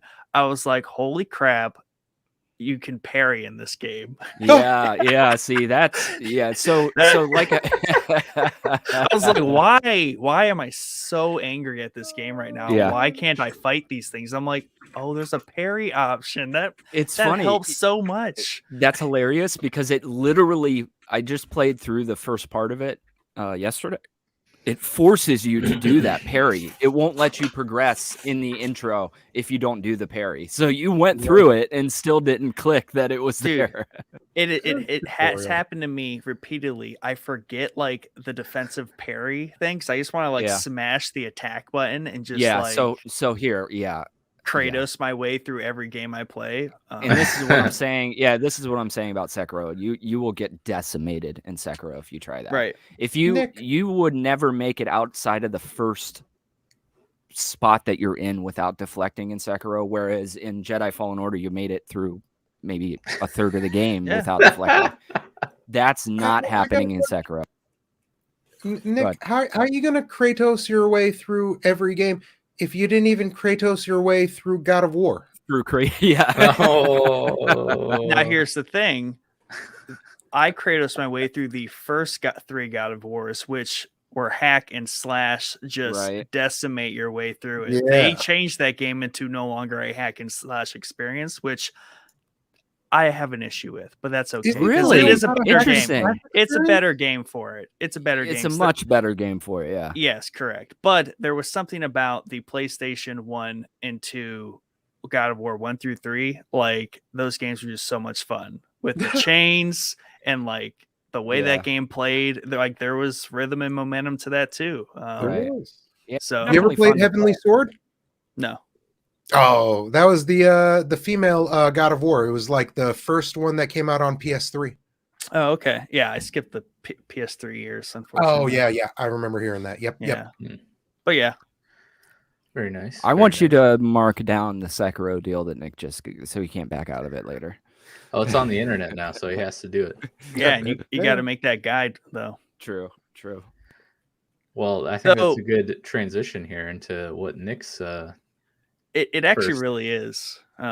Parry story included, but real quick back to Sekiro. So one of the things I like the most about Ghosts was the bamboo strikes. So if Sekiro engages that need for skill on the button hitting, I might be into that because I really appreciated that detail. Yeah, in Ghosts. It is 100%. gonna scratch that itch for you. Like I said, it's a rhythm game, and that's what those bamboo strikes are kind of a rhythm button prompt that you have to do.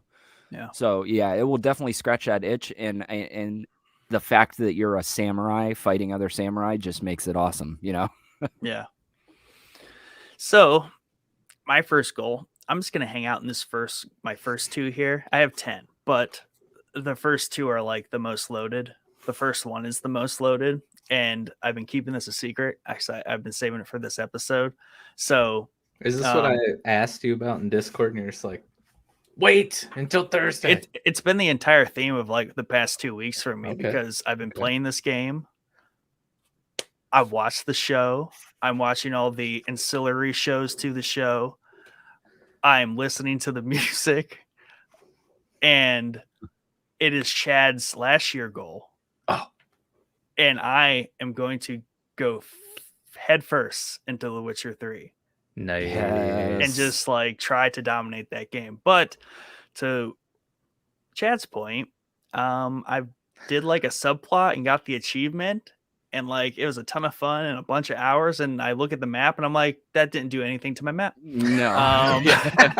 And so, and like I played Witcher 3 on the PC like a couple times, try to get into it. I think I have like 8 hours on it in the PC, but I never like broke through the like intro area really.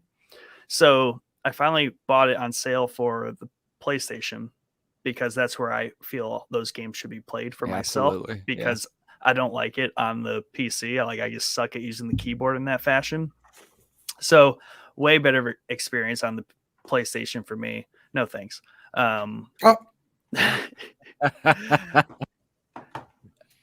But one, I also found settings that I don't know why you have to turn these on, but it made the movement feel like it should. Yeah. There's settings and it's so lofty and so loose by default, and I have no idea why they would do that. Yeah, so the original game was like that, and that was a patch that they put in because people were complaining about the movement. So it's an alternate movement that feels so much better. Yeah, I agree. That's how I play. You'll have to tell me about it.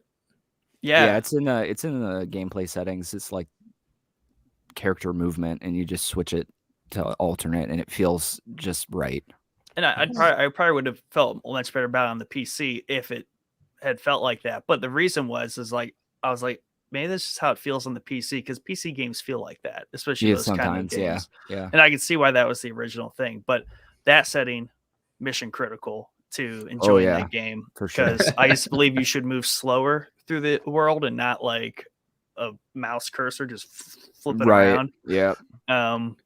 The Witcher Twitch movement, like you're playing Call of Duty. Twitcher Witcher. That's a good one.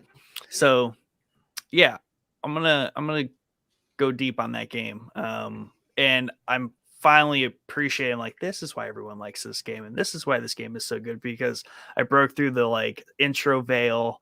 Yeah. I'm leveled up a little bit. I'm seeing the world. Like it doesn't look big at first, but like once you get into it and you start doing like just how deep it is with like the story and the missions, like it all kind of clicks. And it also has this weird, like, especially nowadays, like a good vintage to it in terms of like the way it plays. Like it feels true to that sort of RPG type game, and it doesn't feel kind of like fluffed up like some like to do.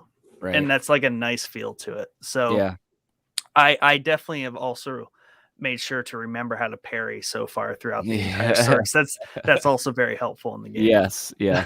Yeah. So I know I complain about The Witcher a lot on this with how much stuff there is, but at the end of the day, I love the way that the game is set up. I love that there's that much stuff in it, and none of it, at least anything that I've done so far, none of it feels just like a watered down side mission. Like some of the side missions are better than the main missions in the game. So I know I complain with how much there is, but I'm kind of hopeful that Ghost of Tsushima 2, if we get a sequel, which I'm sure we are, is going to be like that, because that feels like the true samurai, like strolling into town, solving everybody's issues, and then strolling out to the next town. And you get that in The Witcher.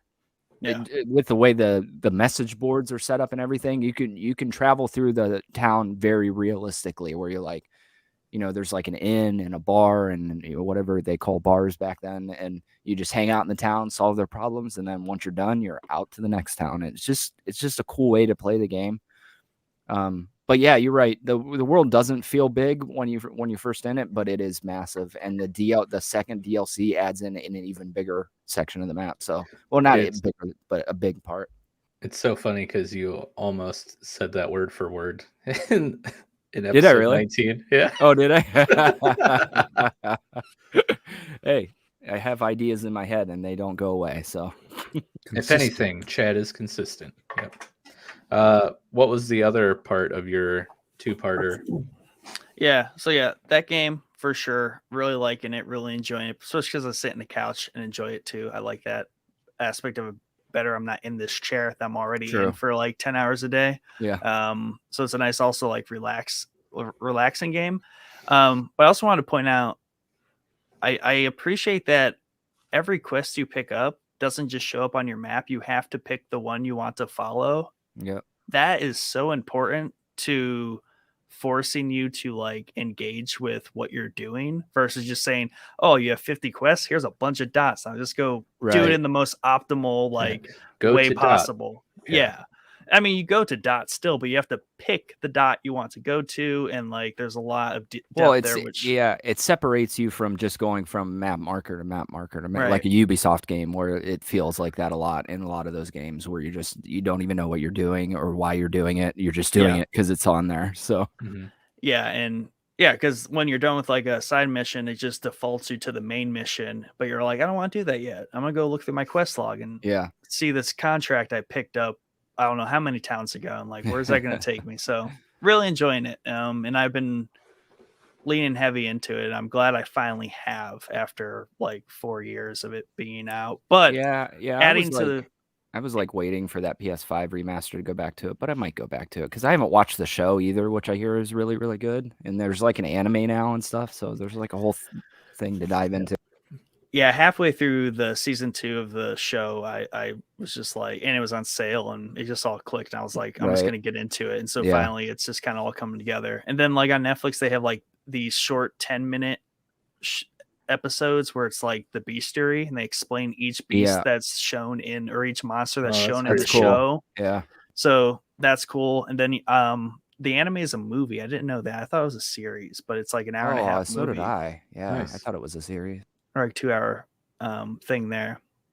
So yeah, excited for that. And the bonus here would be The Witcher 2 on the PC. That seems more like a PC game I'd play anyways, just because it is older. It lends itself more to like that PC playstyle before they open world it. It's just like a linear RPG. So I think that'll be a bonus if I go back and play The Witcher 2 this year, depending on The Witcher 3 never ends, so like you're considering you're gonna beat Witcher 3, right?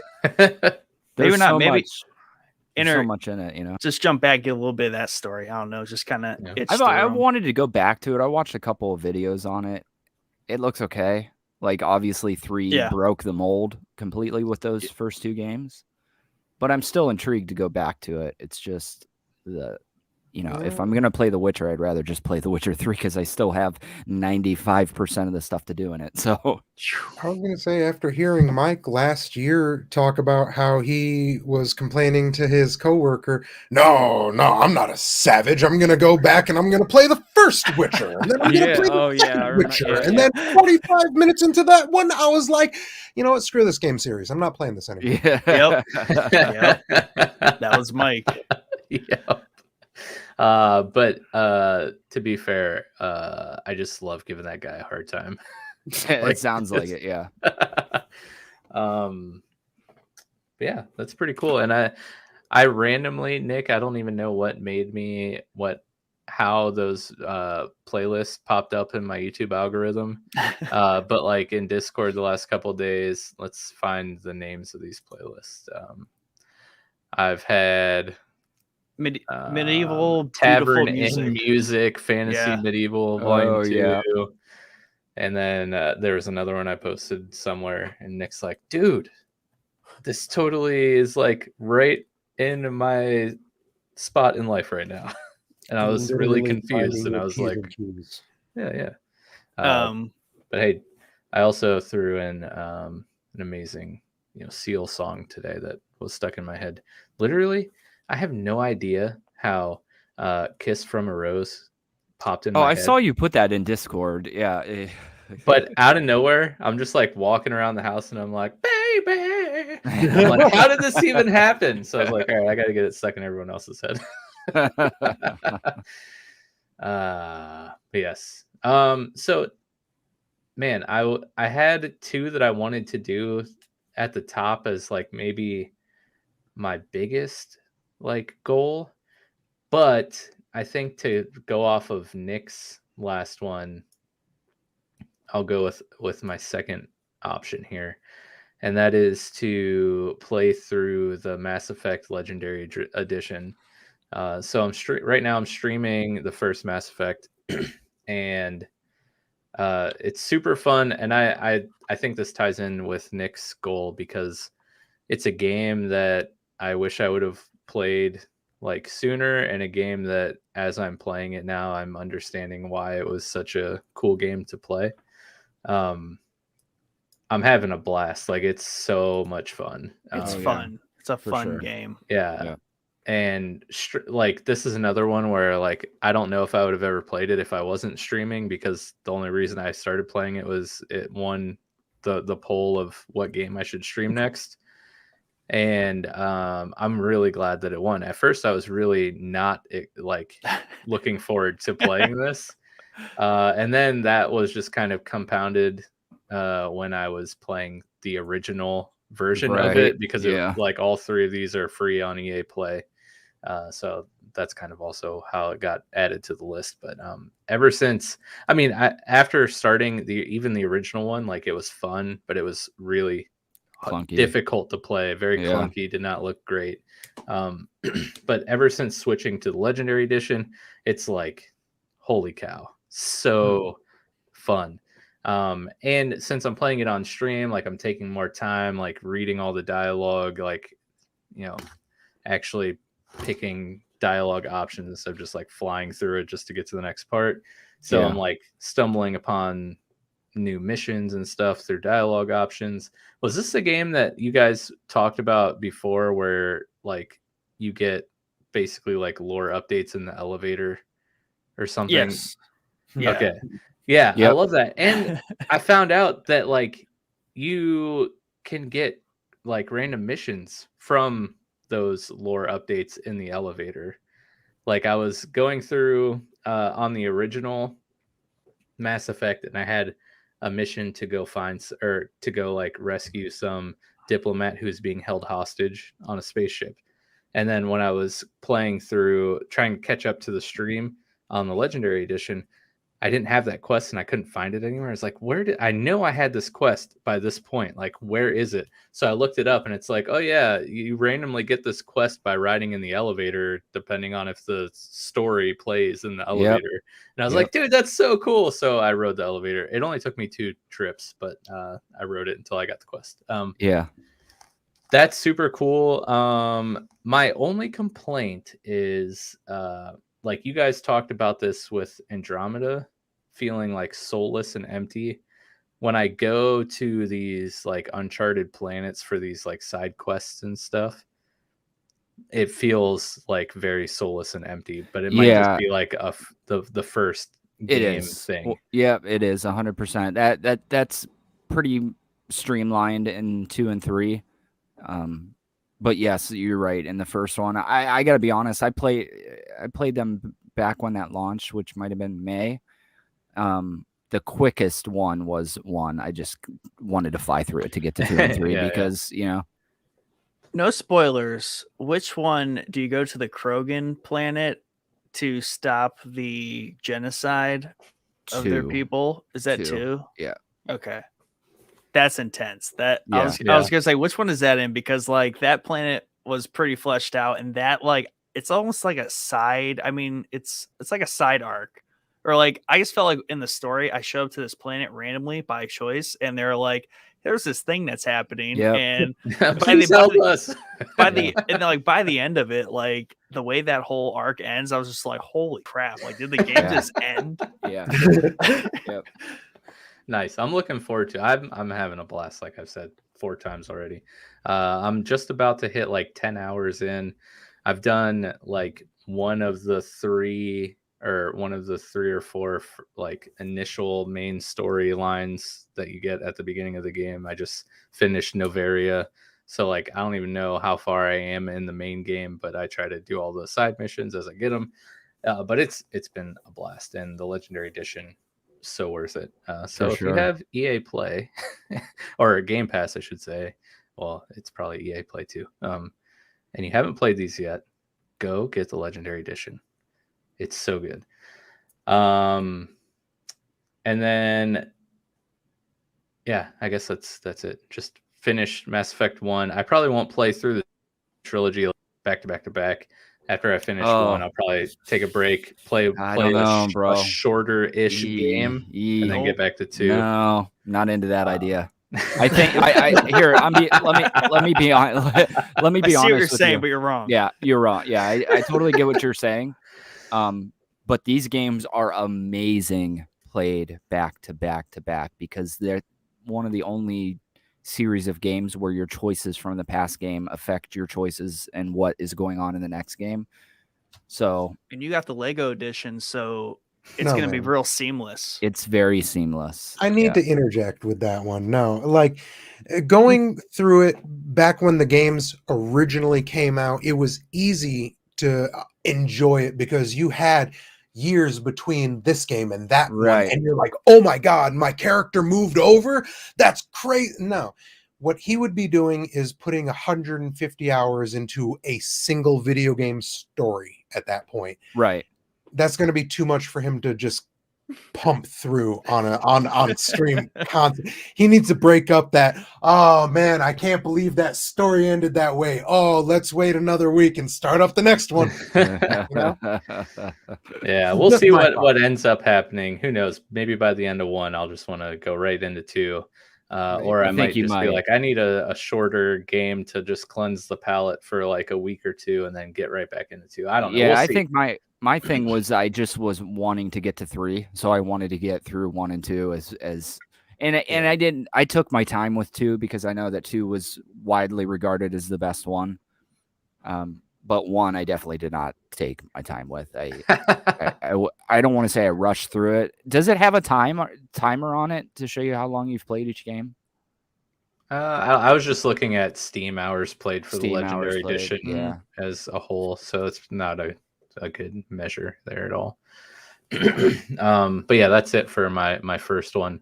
So yeah, Bio, what's your next block? This one will be relatively easy, but it's going to also stir the pot. On my Switch, because like the rest of the world, I don't give it enough love. I need to knock out Super Mario Sunshine and Galaxy from the 3D All-Stars bundle. Yeah. Because I already did 64 last... Shoot, we're going back 2 Novembers at this point. I did that 2 Novembers ago. And technically a one-shot, but it was a 2-day thing. But really, it was an 8-hour stream. Regardless.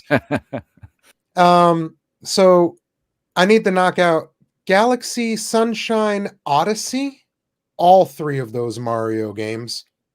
And then this one is the one I'm going to catch flack for.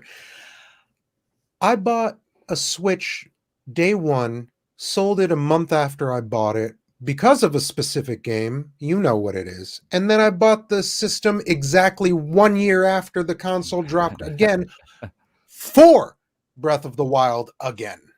So I've never gotten past the first, whatever, you have to use the tablet and stuff like that, to get through the dungeon. That's the first place so Breath of the Wild, that's really my big goal on the Switch this year. Here, I'll take the flack off of you and put it on me. I don't like Zelda games, so there. Internet, get angry at me. Don't get angry about it. Well, no, yeah. So you can, you can say that, but this Zelda game is nothing like any of the other Zelda games, not even remotely close to it. But yeah, I mean, So why did you just get frustrated, Bio? Is that why you ended up selling it? No. Because it does have some frustrating elements to it that are annoying in the beginning. No, all of it was good to me. It was a lot of fun. The first time I sold it, I looked at the system and I said, I paid $300 for Zelda. Like, Right. what was I thinking? Yeah. So, I sold it to some cat outside of Best Buy, for the price that I paid. And then a year later, I was like, damn, it's time. And then I got it on a great discount. Not the system. You won't get those on discount. True. But Zelda, I got for $17 from Best Buy. Wow, that's impressive. good because Nintendo does not ever discount their Every games. time you find a Nintendo game on sale for It's- under $20, buy it. Yeah, I don't care. Absolutely. So I did. Yeah, that's a steal for that game too. I didn't play it since. I mean, I played it for like an hour. I was like, oh yeah, this is that really cool game that I'm not going to play again. And then I put it down for a whole, 2 years now. Nice. But hey, it's there for a rainy day. You got it. Well, or for a really long stream. So There you go.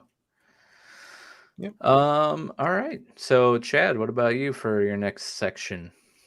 Yeah, so my number 2 actually goes perfectly with Bios, which is I'm moving my Switch goal that I did not accomplish to this year because Breath of the Wild 2 is on the docket for this year, even though it doesn't have a title. It's just called the sequel to Breath of the Wild, which is odd for a game that's almost certainly going to get delayed. I'd be absolutely shocked if it doesn't get delayed.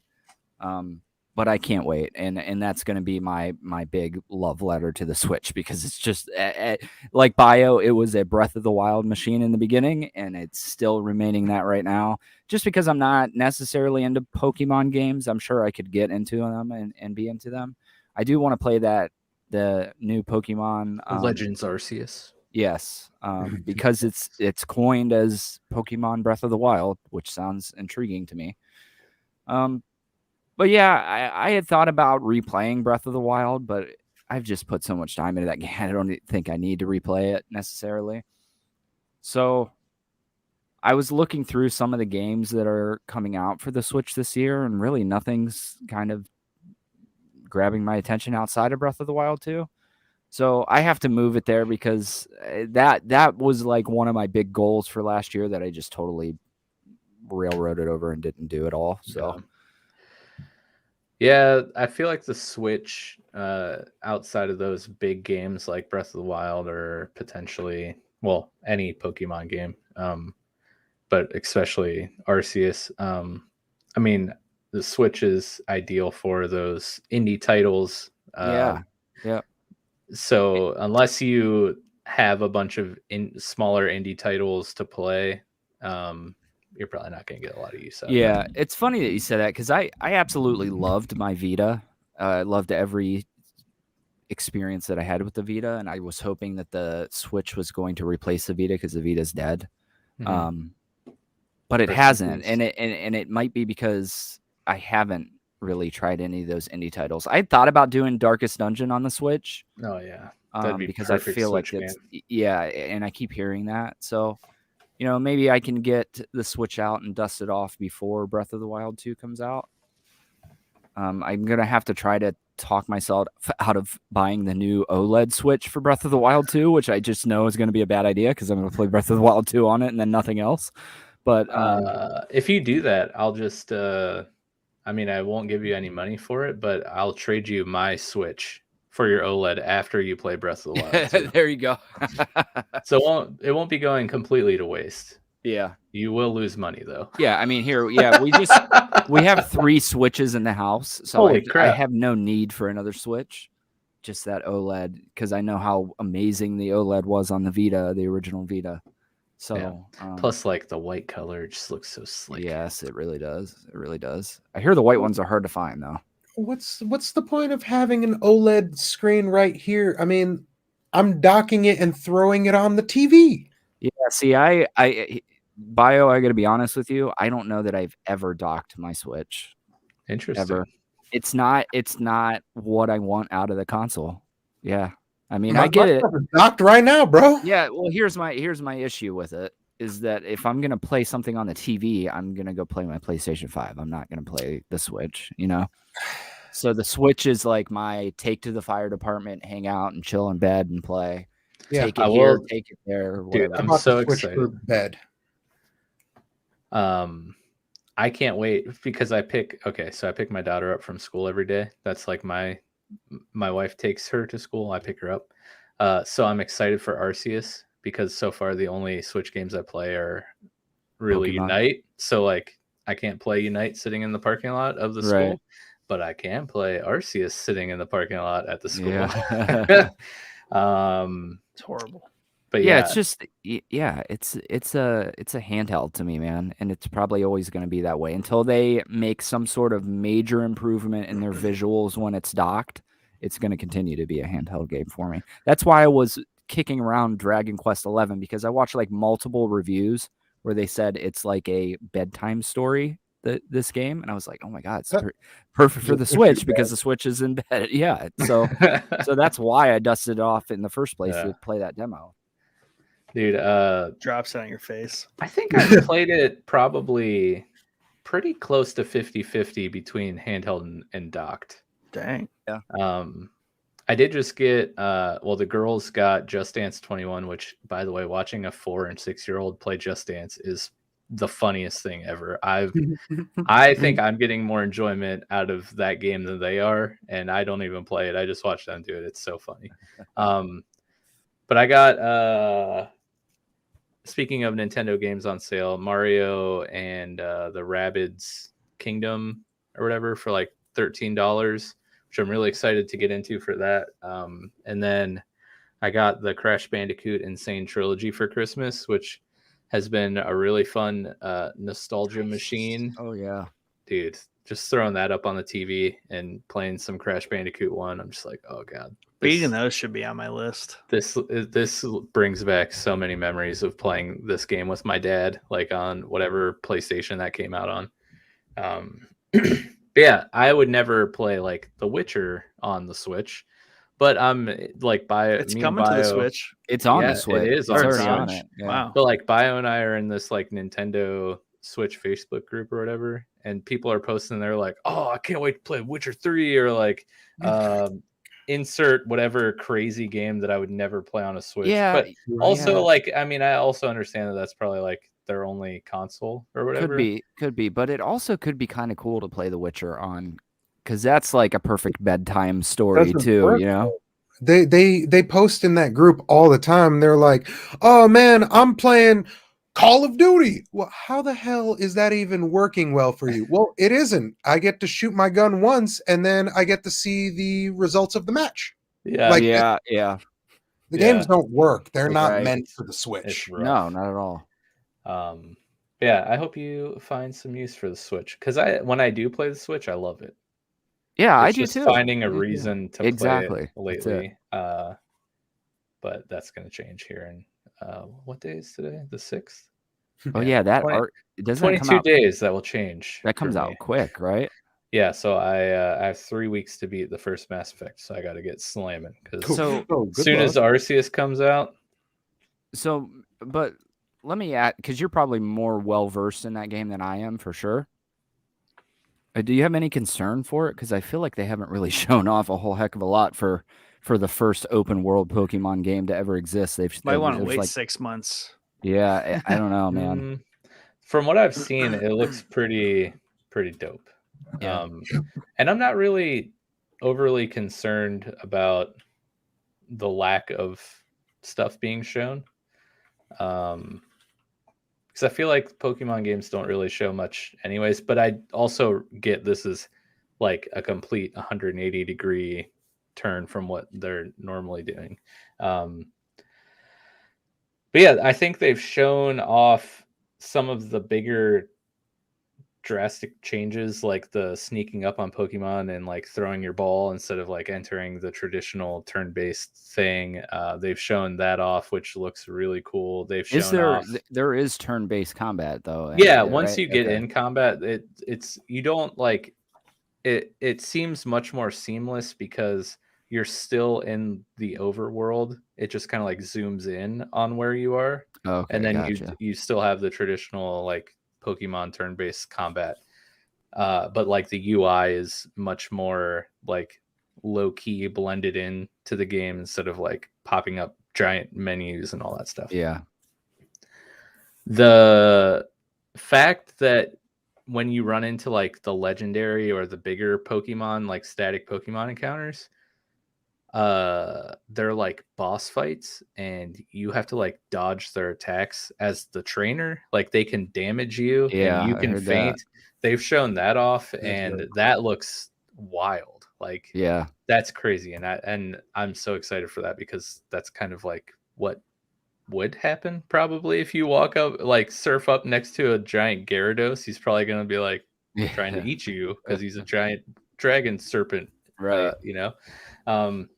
So I feel like the bigger changes they've shown off, but like other than that, I mean, Yeah. the rest of the Pokemon system is probably going to be You've seen a port over Breath of the Similar. Wild and reskin it. So Right. Right. they've shown clips of you being able to like ride Pokemon as mounts. Yeah, I It's been saw pretty that. cool. Oh yeah. If this was a PlayStation or an Xbox game, I would be immensely concerned about the quality of this game. But because it's a Nintendo game, they're a weird company, so sometimes they don't show off their biggest hits. You know, it is what it is. Yeah, So that's true. I'm gonna get it for sure. We'll see. Well, you know, it might depend on the reviews. I might have to look at the reviews on this one, which I don't do very often, but this one's just got, I don't know, something's off with it for me. So realistically, with that one, Mike, can we like kind of relook at your first one about trying to finish Mass Effect? Because No, Mass Effect is gonna get finished. I don't know, man. It just might not be. That's it. It's game. There just might be a pause in there, a large 2-year lengthy pause. I'm gonna venture to say that you're never even gonna play 2 and 3 because you're gonna get distracted by Pokemon and then something else will come along. And Look, middle of the summer, you're gonna hear Mike Unbelievable. shouting on stream one day, "Commander Shepard, I choose you!" yeah. Yes. No, I will follow through with the Mass Effect because it is really fun. Like I'm really enjoying it, and I would be sad to never revisit that. So yeah, and we'll see. I mean, the Arceus stuff too, which I'm just gonna throw out one of my goals because this is we're already talking about it. Sorry, Nick, you can go next. So one of my goals is to enjoy the crap out of Pokemon Arceus. clearly, I If picked up it's- on that. Right. Now, the amount I play this game is going to largely depend on the difficulty of it. If it's like the current gen Pokemons that are being put out, like I played Sword or Shield. I have Shield. I played that pretty like a lot for like 2 weeks or maybe 3 weeks. Yeah. But I got like 7, maybe 6 or 7 badges into it, and I had never been defeated in a battle. Right. And it's just like, so I mean, I understand that they're like kid games, but there is no challenge whatsoever at all. Like they are so unbelievably easy. You out level your opponents so quickly. Yeah, so like I lost interest pretty fast because I was just like, this isn't even like, I don't know. Some of the new Pokemon like are really stupid. I didn't like the new Pokemon. And I it's didn't just like so easy. the European setting. Also didn't like. Yeah. Like Pokemon games to me are Japanese, and that's what I feel like the setting should be. Yeah. So I don't know. Like I get why they did it because they've always done a Japanese setting, but it's Right. I just didn't like it. But like this one is, we're gonna have a lot of Pokemon from the older gens, and I don't think a lot will, but enough to make it interesting. We'll see enough Pokemon have their typings change or be like slightly different that it will make it interesting. For example, Growlithe is going to be a fire rock Pokemon instead of just straight fire. Voltorb is going to be an electric grass type. Mhm. So like stuff like that is going to shake it up enough where we're still getting like beloved old generation Pokemon, but they're different enough that Different it'll in a play way. different. Yeah. And just the difficulty seems like it's going to be a little bit higher due to like the Pokemon being able to attack you. Like you have to, there's going to be like a crafting. I mean, there's kind of been crafting in older gens where you can like make Pokeballs, but like Yeah. a lot of your items you're going to have to collect stuff and make yourself, because this is in like the early days of this Like region. ancient So it's times, very, right? it's very underdeveloped, and you're kind of like paving the way for Pokemon research. So a lot of it's going to be kind of, I don't want to say like survival game like, but there will be hopefully some enough of those elements to kind of like make it interesting. So Right.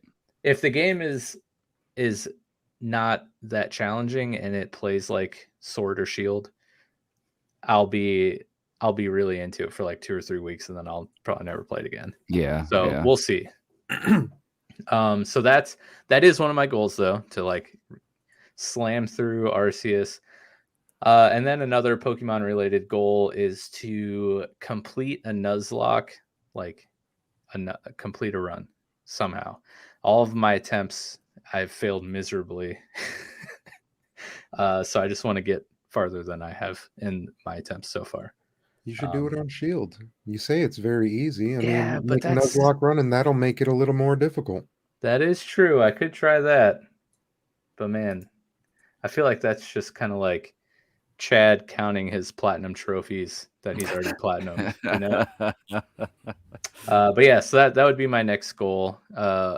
Over to you, Nick. I still, we've been doing live streams for how long? I still haven't gotten Still have a hard the time pointing. with it. Yep. Yeah. Anyways, go ahead, Nick. Take it away. So, continuing on a theme that you might recognize here, I am going to also taking a break from Witcher periodically. Before The Witcher, I had started, and this plays into a goal from last year, but it got switched up. So I'm not skipping Odyssey and going to Valhalla. I am playing Odyssey, Assassin's Creed.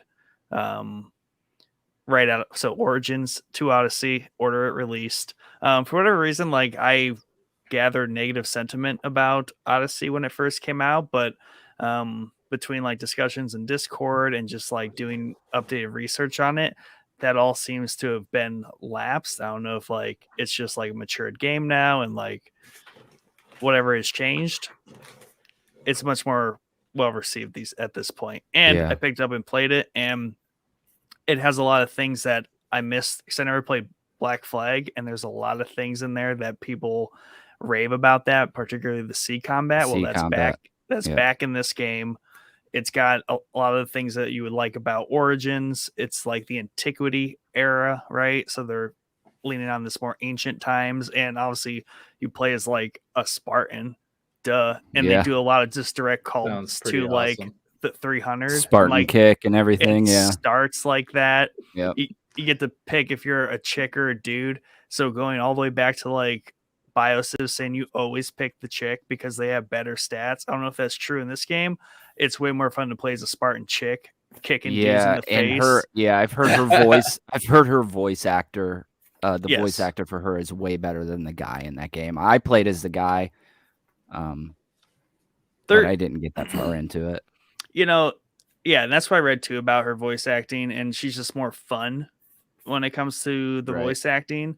But you encounter the guy at some point in the story, and if that's how, like, at least like if that's how he sounds the whole time, good lord, it's bad. Oh yeah. Yep. So I'm glad I picked her.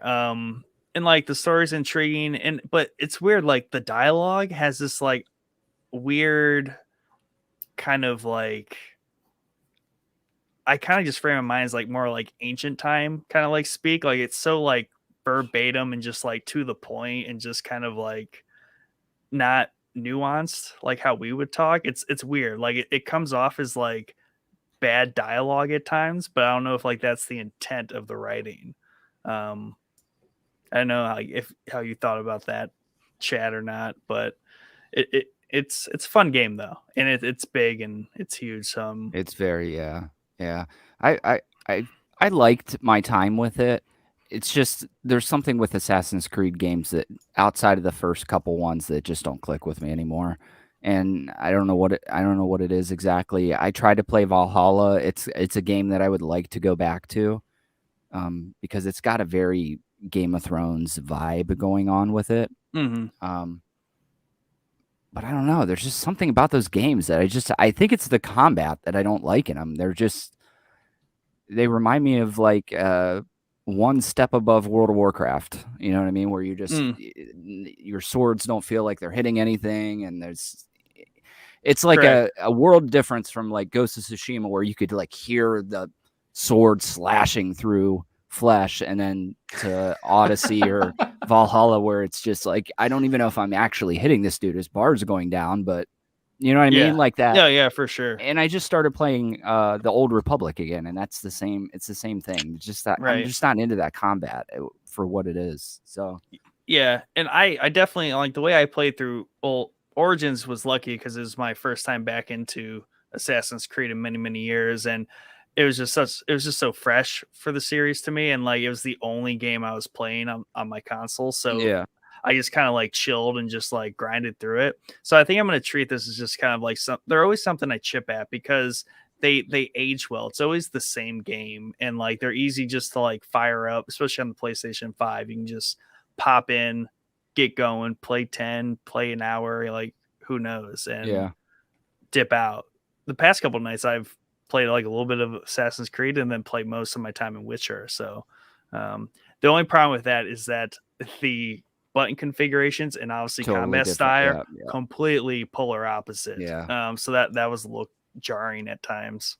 That would be my hang up, is the control. I never really like to play games like that. If you guys notice, I'm never playing two games at the same time.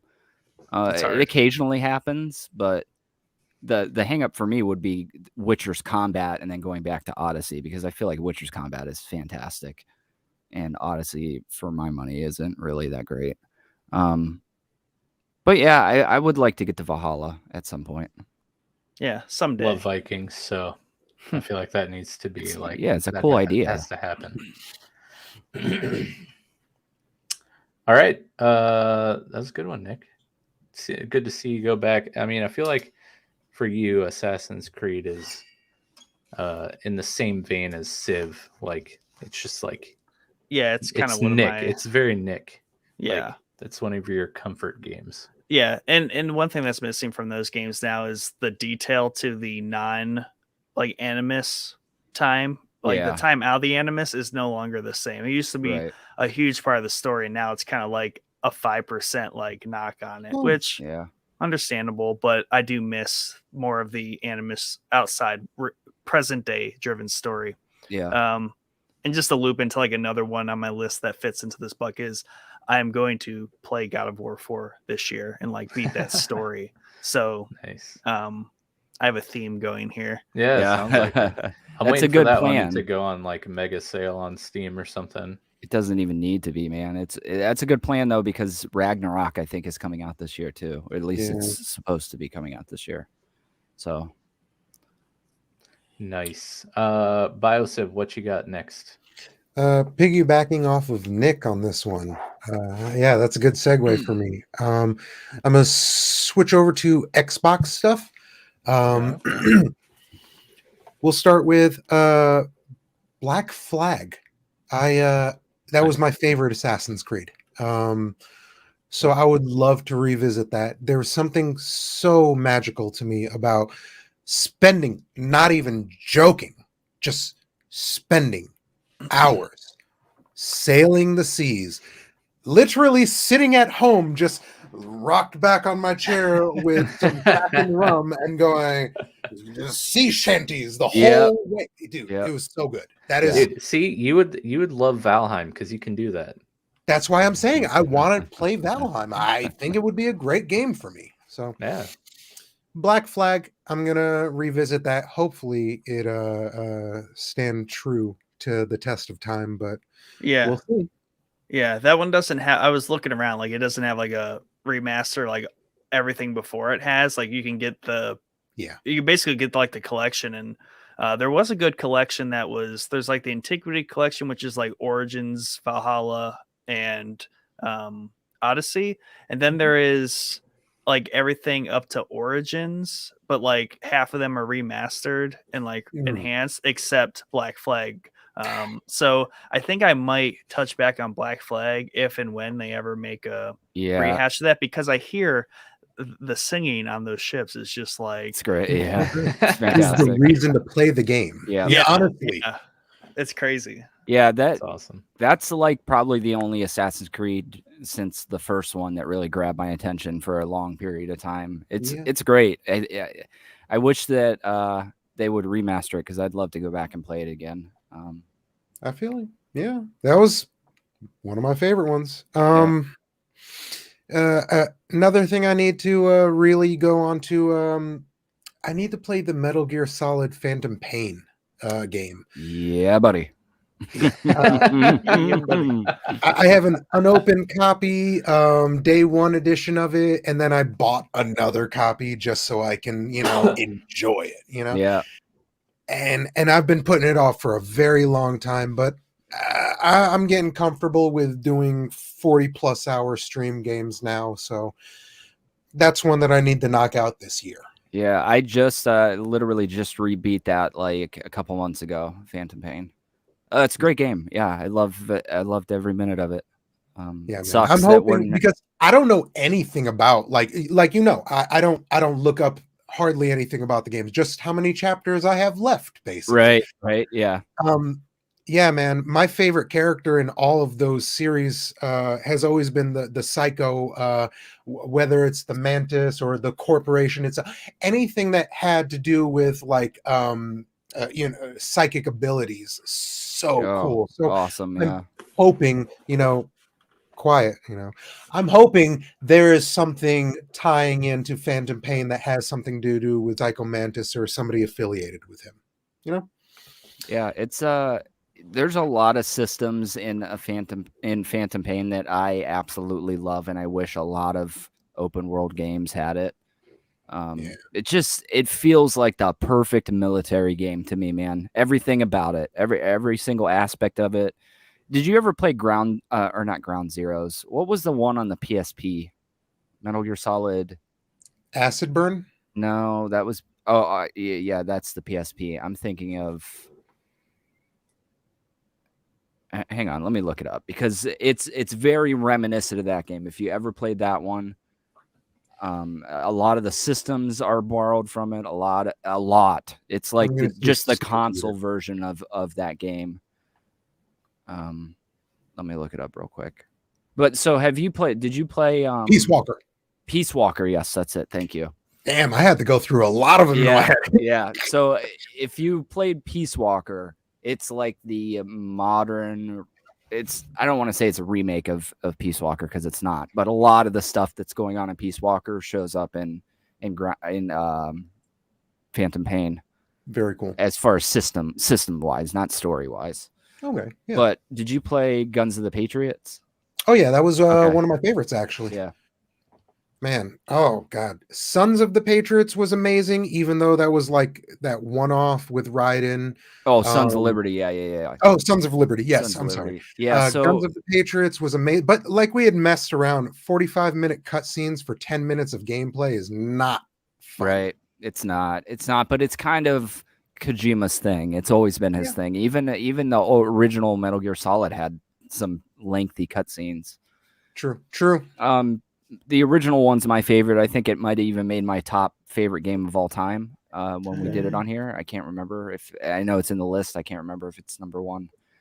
But yeah, Sons of Liberty I loved. I just didn't like the Raiden part of it. You know what I mean? That kind of sucked. But it was a cool twist though. Yeah, Phantom Pain, I loved it, man. I think a lot of people loved it, and I think you'll love it, especially if you're a fan of the series. Definitely. And I'm looking forward to that one. That one's going to be a lot of fun to do. For sure. Okay, so just blast through these next four here. I have trilogies that I knocked out for the most part last year. for the most part. So this year, I need to finish Batman Arkham Knights. Yeah. Nice. Okay. I need to finish Tomb Raider, Shadow of the Tomb Raider. That way I knock out those 2 trilogies. And then I know they announced it, but I did start it. So I'm going to knock out Dead Space 2 and 3, just because I never played 2 and 3. Nice. So those are my trilogies that I need to knock out. And then last thing, as far as this category is considered, Resident Evil. I'm on Resident Evil Code Veronica. I need to knock that out. Then I need to hit 4, 5, 6, 7. And then I can finally try 8. Yeah. I mean, it's So gonna suck many. playing 5 and 6, but I I think Mike, you like 5 and 6. No, don't you? they were fun. If you go, okay, you have to go into those games not expecting like a Resident Evil game. Yeah. Yeah. If you go into it like, I've never heard of Resident Evil before. Resident Evil 5 is the first Resident Evil game I've ever played. It'll be fun. Yeah. And then likewise, if you go into 6, not even after you play 5, like if you go into 6 completely, like Resident Evil 6 is the first Resident Evil game I've ever played. It'll be fun. But yeah, there's nothing like the nothing at all. series. But I will say that I really enjoyed 7. But it is, you're talking about your one-shot games. It was one of 2 games in my life that I've ever one-shotted, and it wasn't because I really enjoyed it. I thought it was a good game. It just terrified me. I don't know what it was, dude. It horrified me to my core. Literally horrified me to my core. Scariest ones. They had Chad just sped run it because he was literally scared, nonstop through the entire day, beat it in one day, which is, hasn't happened since the last one that I did that with was Sons of Liberty, ironically. But I was like 12 or 13 years old and could do that back then. Right. But 7, I was way older, obviously, because it came out 2015 maybe. I can't remember when it came out, but I don't know, man. Even talking about it right now is kind of making the hair on the back of my neck. What is that back there in that door? Don't even say. Yeah, don't even say. Dude, I don't know. I want to play that on VR so bad. I bet Oh, you wish you had that lightsaber now, huh? Chad? yeah, right. No way, and under any circumstances would I ever play that game in VR. Dude, Me personally, I would never do it. Would never do it. I almost bought a PSVR specifically for that. Oh, no way. No. That it's a main reason why I stayed away from 8. I didn't play 8 because I was like, it's this, they're continuing the same story. It's very different looking. I'll give them that. They said 8 was watered down. 7 was supposed to be like make you crap your pants, and then they said from all the people who reported about that game, they were like, we need to tone down 8. So then they just made it an action game. Yeah, that's what I hear. To be honest with you, if you stripped away Resident Evil from 8 and put Castlevania on it, I would believe it in a heartbeat. It looks like a Castlevania game to me. That's what it reminds me of. Yeah, that's it. It just got the vibe with the big castle and werewolves and all the crap that's in there. I don't know. 7 was a stretch for me as far as I think they went back to a lot of cool systems from the older games and the inventory management that was kind of lost in 5 and 6. So they went back that way, but just, I don't know. It's something. I mean, I guess it's made to scare the crap out of you. So it did its job. So that's awesome. Was that your last trilogy you need to complete? Yes, sir. Okay. Well, sorry, Nick. I'm going to come in front of you again because, well, actually, you know what? No, I'm not. Because, yes, I have Resident Evil related stuff on my list, but I broke my list up into like super important, these goals I really have to like force myself to do because I want to. And then there's like, these would be great if I got to these. And then I have like I should do this, but most likely probably won't because I'm not motivated to do it. So I was going to jump in here with my Resident Evil stuff, but that is in my it would be cool if I got to this section. So go ahead, Nick, with your next one. Or so Chad, did we skip Chad? But go ahead and skip me because I only have one left. So go ahead and skip me this round. And perfect. I'll catch you on the next one. Yeah, I was going last. So go ahead, Nick. I cut in front of you last time. Hey, maybe this one's on yours. So let's try it out. Divinity of Original Sin 2. I would like to It ties in. dig into this game a little bit, maybe specifically for purpose of creating content for the Showboys, but also I've heard a lot about this game over the years. It's well received, blah blah blah. But I open it up to play around with the menu and just kind of like see what's going on. Holy Lord, that menu and like just character creation, everything is like what you would expect, like almost like a perfect one to be. Like the way you move through it, the clicks, like it's fresh, it's crisp, it's like well polished. It's refreshing. You did. I think you sent that. I don't know if it was in our text or Discord chat, but like I laughed so hard because I've never heard anyone be like, "Man, that menu is the greatest menu I've ever seen in a game." It's such a Nick thing to say. It's crisp. Yeah, exactly. It's crisp. It's up there with like Age of Empires, like 2, like Nice. menu in there. Like that's also like pretty crisp. But yeah, I'm hoping. I mean, that just looks like a fun game, and it's a style I haven't been able to play in many, many, many years, and I would like to be able to play that kind of like turn-based. I don't know what they're technically called. Do those have like that game? Just straight up looks like video game Dungeons and Dragons. Yeah, It's a dungeon crawler. Yeah, dungeon crawler, like top down, RPG, all that kind of stuff. Yeah. So Turn-based though. Turn-based, right. And that's what I'm kind of looking for, because even though like the Third Age wasn't like a dungeon crawler like that, it was a turn-based like Final Fantasy, do your moves and like build your squad and kind of look. I'm missing that in my life. I like that. You really are sticking with quite a theme there, though. Dude, I'm just hanging out in the inn waiting for the next contract to come in. Dude. You know what I mean? I love it. Is that it? I don't want to like cut you off. No, I mean that, and coupled with like playing God of War 4 all the way through, like that's kind of like my first quarter, definitely like maybe first half of the year, like plan. Man, that's quite the task for. I mean, I'm not saying I'm beating them. Yeah. Well, I'm not saying I don't plan on like beating or 100% The Witcher, but I would like to play like a significant amount of that game to where I can at least talk with people about it and like thoroughly enjoy it. Right. I mean, if the story is like attainable and finishing it, I don't know. You want to talk to people who watch the show story and be like, "Oh, you only watch the show, you pleb." Right. Yeah. Nick wants to be that guy. The story is definitely obtainable in The Witcher. It's everything around it. So it depends how you handle that stuff. Nice. Yeah, so I was private chatting Bio in our private chat here. I think this is going to be a record long episode of Showboys. For sure. Because I still have 1, 2, 3, 4, 5, 6 things on my list. I mean, it's only 3 sections of things, and I know Bio has like 50 more things to talk about. And we're already at 2 hours 28 minutes, and it is 11:25. So buckle in, boys. We're halfway there. Yeah. So actually, this does. I passed on a goal that was related to what BioSiv said, only to talk about my last super important goal that coincidentally is related to what Nick said. So it's kind of funny. This is probably my most important goal, but I switched this around just to go with flow with what you guys are saying. But my biggest goal of the year is to continue with the Showboys gaming presence and like doing stream content and like video game related content for Showboys.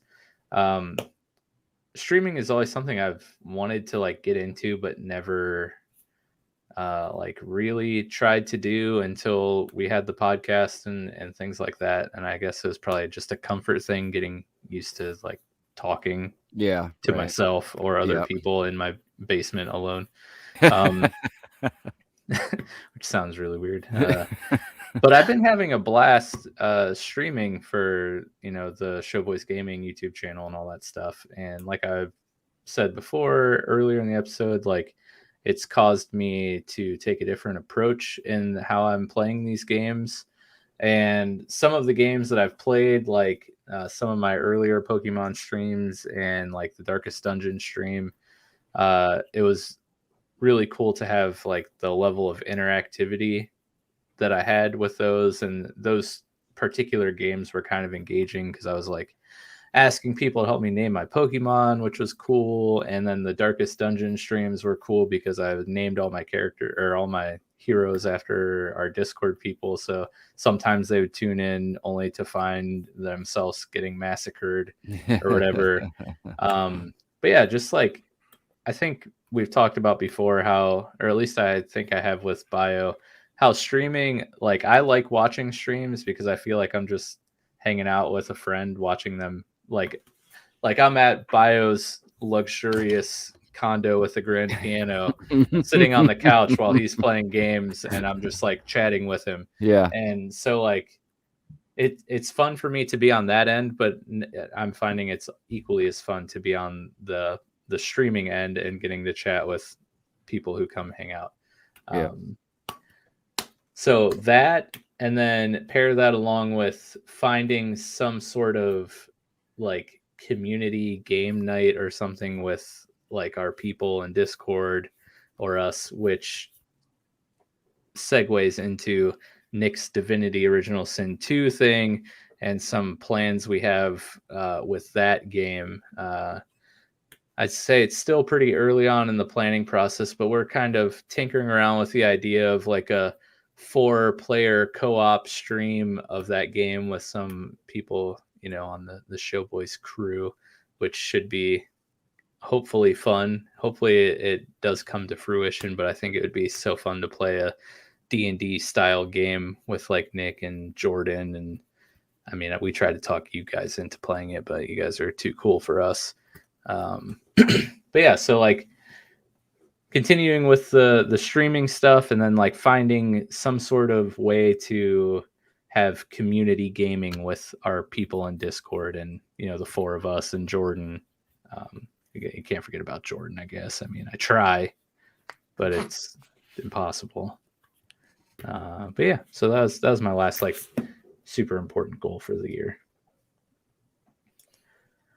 So, do you want to go now, Chad, or you want to go to BioSiv? Let him crank out another one of his sections. Go ahead, Bio. Okay, this one's a pretty easy, quick, straightforward one. I don't show enough love to my computer because it's my streaming thing. So I don't want to, you know, overtax it. But over the years, I've acquired a few games that I really enjoyed, never finished. I'd like to go through and finish, and let me know if you know any of these. Axiom Verge, Rogue Legacy. Heard of it. Hyper Light Drifter. Heard of it. That sounds cool. Okay, so Axiom Verge is a Metroidvania. Metroidvania, yeah, it's supposed to be really good. Rogue Legacy is a platformer, procedurally generated game. Hyper Light Drifter is Zelda, but one guy made it on his deathbed. Interesting. That's a real story. That's a real story. Intense. It's intense. It's kind of grim. I mean, it plays out in the very first few scenes of the game too. It's very, very cool. Weird one. You ever hear of the game Fall Guys? Yes. Yeah. I am really good at that game, but not good enough to win. So my goal this year. Wait, I know. How does that work? I am really good at I'm really above average at that game. I am so Nick, you look like you had it. You look like you knew what I was going to say, man. Tell me. No, I was about to say I'm really good at Fallen Order, but I do not know how to parry. Like, yeah, that was that equivalent. It's the same idea, man. I'm really, really good at Fall Guys. The problem is, if you're playing the main show in the game, you have to do community games. So if your team sucks, you failed because 14 other people don't know what the hell they're doing. Yeah, blame it on them. Dude, I'm always at the finish line like, come on. So my goal this year. It's everyone else's fault. 20 sounds like a MOBA. I want to get 20 wins, and I have not had a win in the 2 years I've owned the game. So Wow. 20 wins this year. Go big or go home, he says. You got it. Nice. Those are nice. Rack them up. I would like to see you play some of those computer games. Especially that Hyper Light Drifter sounds pretty cool. Yeah, it does sound Even cool. though it's also equally sounds depressing. So all I'm gonna think about is the poor dev. He's alive. He's making a sequel. Oh, okay. Well, that's good. Yeah. So the deathbed was just like He's a still sales on it? tactic. No, I'm just kidding. It was the weirdest story. They were like, "Hey man, you got cancer," and he was like, "My greatest goal in life was to create a video game, and now I'm never gonna do that." So then he was like, "Let me learn coding," and he was like, "Click, click, click, click, click. Hey, this is a sweet game." And they were like, "Who made this?" And he was like, "I did." And they were like, Nice. "You're the Cancer man." And he was like, cured. Yeah. "I don't have cancer Cure anymore because you cancer. guys bought my game." That was Wow. Yeah, sounds like a sales tactic. Sales pitch. Yeah, right. But he could Man, I'm a afford terrible person, I'm sorry. the cancer Yeah. cure Yeah. with Yeah. the game. All right. Are you passing again, Chad? Oh, you wanna go I now? thought that was the last round. So yeah, go ahead. All right, Nick. Do you have anything else? This Or is all me just and like Bio just gonna like goal duel here. no, I mean, I just have like a lot of easy ones. I guess they're not really goals; they're more like things that are just gonna happen. Yeah. Like I'm gonna return to Humankind this year because it'll have been out a year. It will have matured a bit. They've done already a ton of patching to it, balancing. Obviously, I said that when that game launched and like talking about it all last year. Right, Like right. these games take years to like curate into something that's balanced and playable. Just because there's so many systems in it. It took me 400 hours to like feel like I could bump up the difficulty level on Civ. So there's that. More Civ, obviously. More Valheim casually, just kind of like building away, unless like Bio gets it and like Mike wants to play again, and we kind of got like a crew again, you know. Maybe it can go a little harder on that. So, and the very, cliche one you always have to toss in here: play more of the games I've already played and started playing, and also play the games I own. Which I think as like a meta level, I think I semi like was okay at that this year. I wasn't horrible, even though I have definitely I've bought games at a slower rate this year, that's for sure, than past years. And I've been more cognizant of like completing games I buy, but it's so hard when there's a sale. And it's like, yeah, just have it for that rainy day. Like Chad said, I don't know where I'm going to be at in 5 years. Right. So maybe. It's so true, man. But okay, so in my defense, I've been exponentially the opposite direction of Nick in that way. But in my defense, if I would have just bought like 2 games, gaming on a budget. Yeah. But I mean, like with my League of Legends addiction for like 6 years, if I would have just bought 1 or 2 games, that would have like doubled how many games I've bought, you know? Yeah. But I have bought a lot of games at the tail end of 2021. But I do it all either if it's a ridiculous sale on Steam or like BioSiv introduced me to CD keys and Games Planet, or more like ridiculous deals. Mike can't pass up a ridiculous exactly.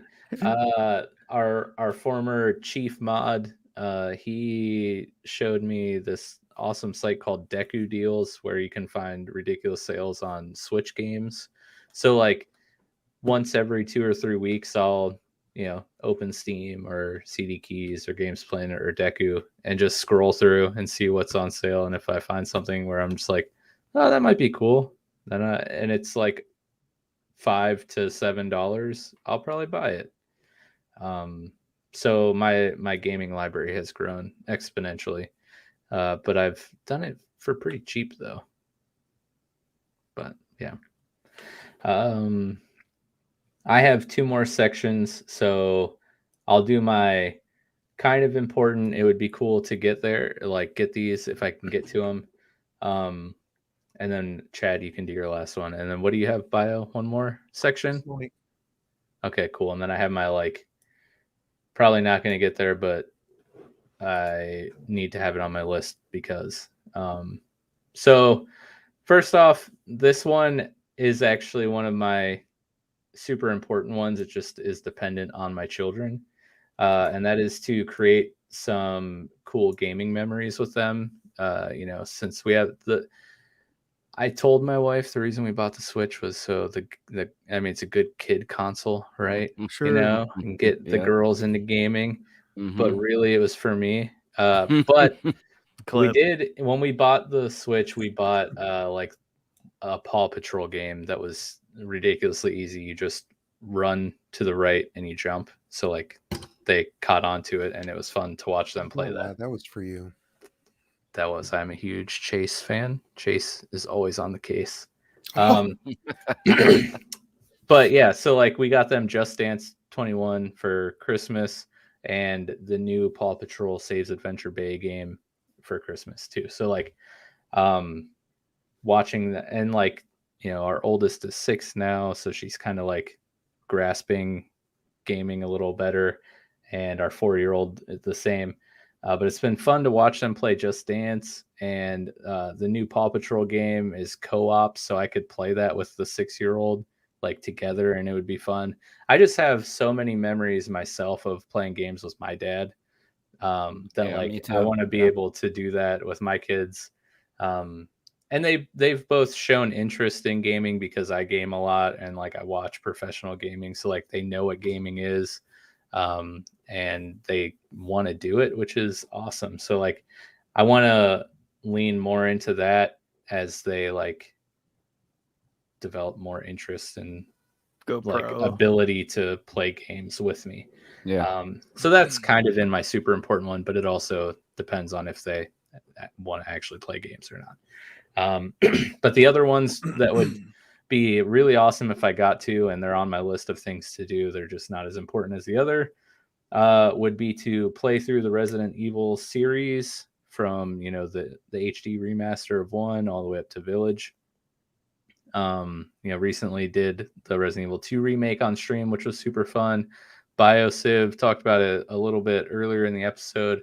We've tossed around the idea of playing 5 and 6 together on stream, which I think would be really cool because those are both co-op games. But yeah, I don't remember Resident Evil 1 very well because it's such an old game. I don't think I ever played 3. I loved 4.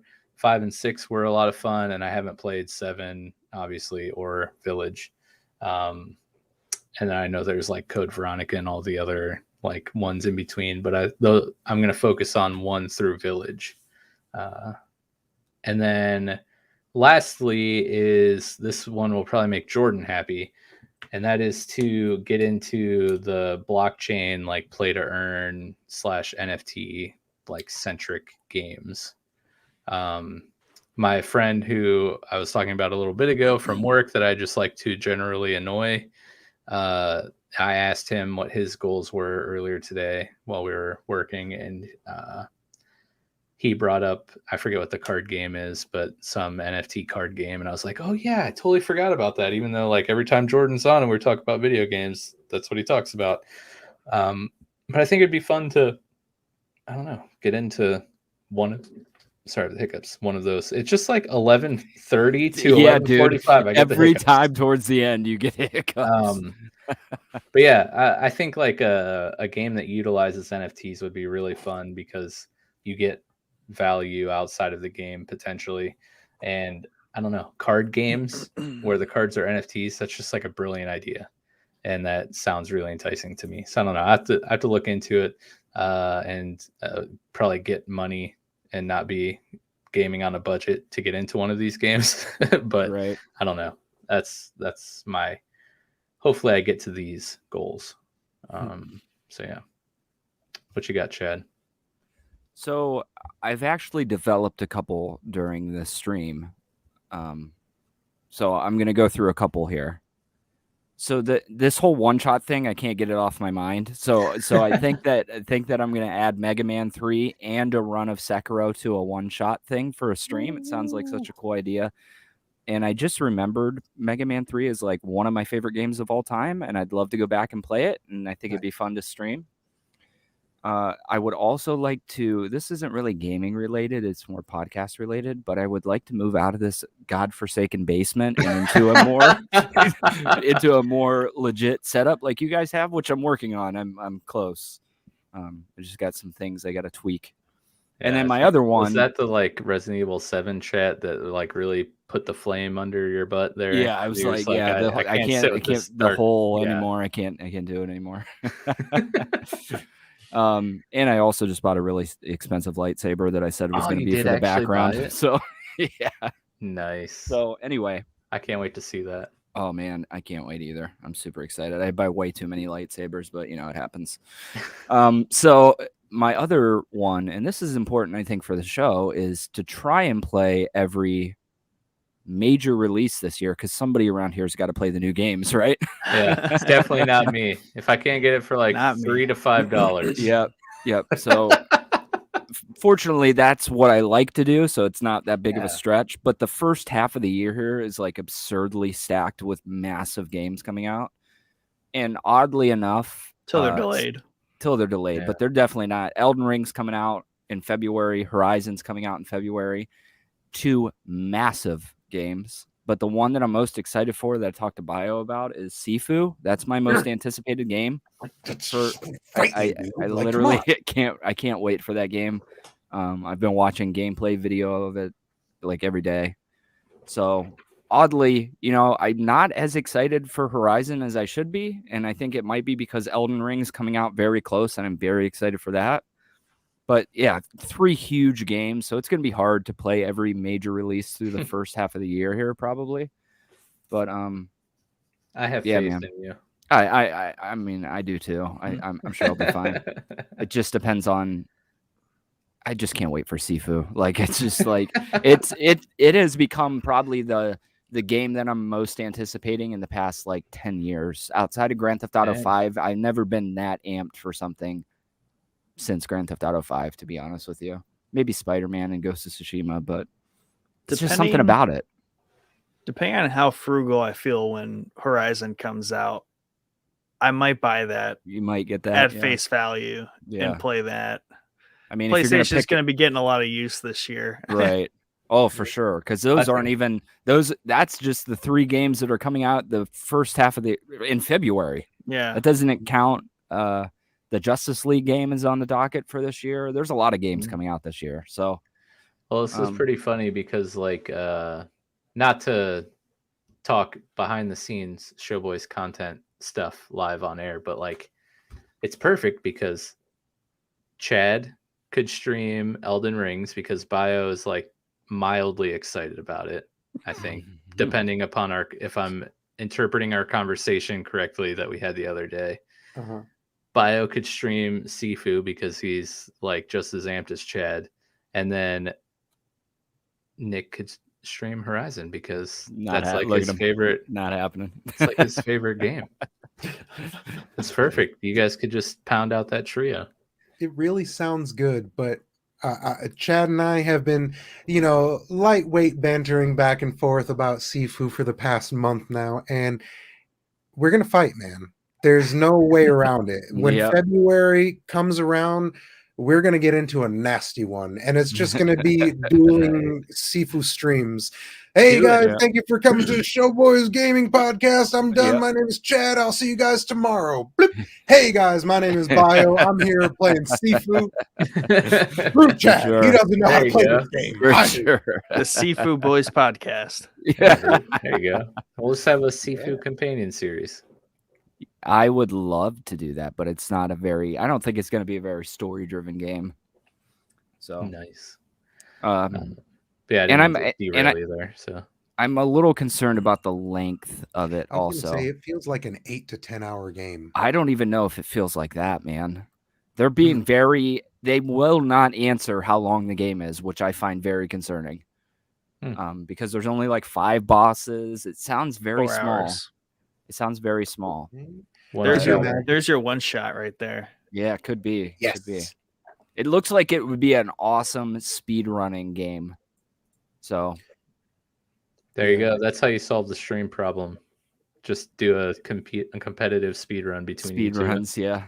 True story. I looked it up to see if it was coming out on Xbox because I just wanted to get it on the Series X just to be an ass on it and be like, Yeah. Chad, now we battle. But no, It's not coming. just a PC and PlayStation Yep. for now.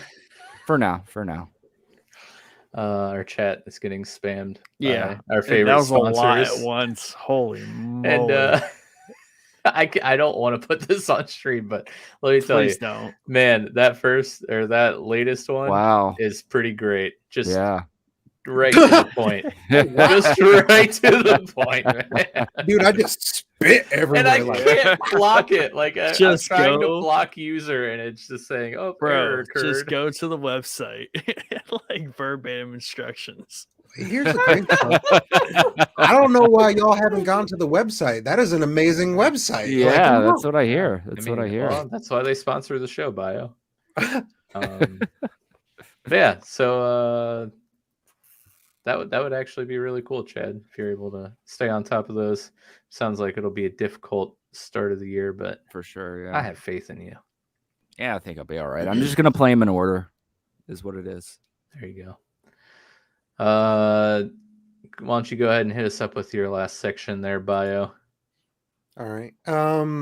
This one is just a list of games. It's all Sony related at this point. Saving the best for last. Wow. No. Yeah. So Someday we'll convert you. Yeah. No, Someday you'll have a blue background behind you. you need to get on board with this Game Yes, Pass, the man. blue The rest screen. of us have gotten our Sonys. You haven't gotten no Microsoft, nothing. That's true. They burnt their bridge. We've been down that road. So I need to finish Deathloop and Ghost of Tsushima. Those I started at the end of 2021. So I need to just finish those real fast. Off stream, I'm gonna knock out Final Fantasy VII Remake for my own pleasure because that's mine. So that is another goal of mine. Is I really want to get to that game because I have not played it yet, and it looks amazing. Dude, we got to a scene I don't even remember. It was the one day I streamed it. We hit something that wasn't even like an emotional scene. Somebody met with somebody, and it was the first time that they interacted with each other, and I just started bawling. Yeah, like man. I was like, this is the best thing I've ever experienced since I was like 12. Like, thank you for redoing everything about my childhood. Like, yeah, absolutely. So yeah, Deathloop, Final Fantasy VII. Ghost of Tsushima, Sifu. We're gonna fight about that. Elden Ring. I want to play that. Although, like all From Software games, I will beat it off stream. I'll enjoy it for 40, 60 hours. I'm sorry, it's too soon.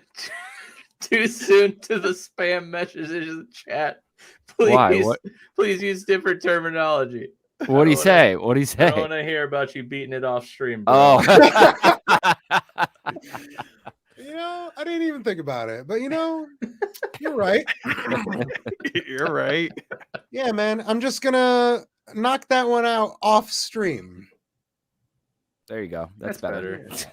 Yeah, I'm surprised you didn't take that one. But okay. Yeah. So I'll do that From Software game off stream. Shadow of the Colossus. I never beat that when I was a kid. Yes. I really want to go through and do the remaster of that. Yeah, I really do too. I've never played that game, and I keep meaning to get to it. I have it on PlayStation Plus, and I just never get around to it. Amazing, dude.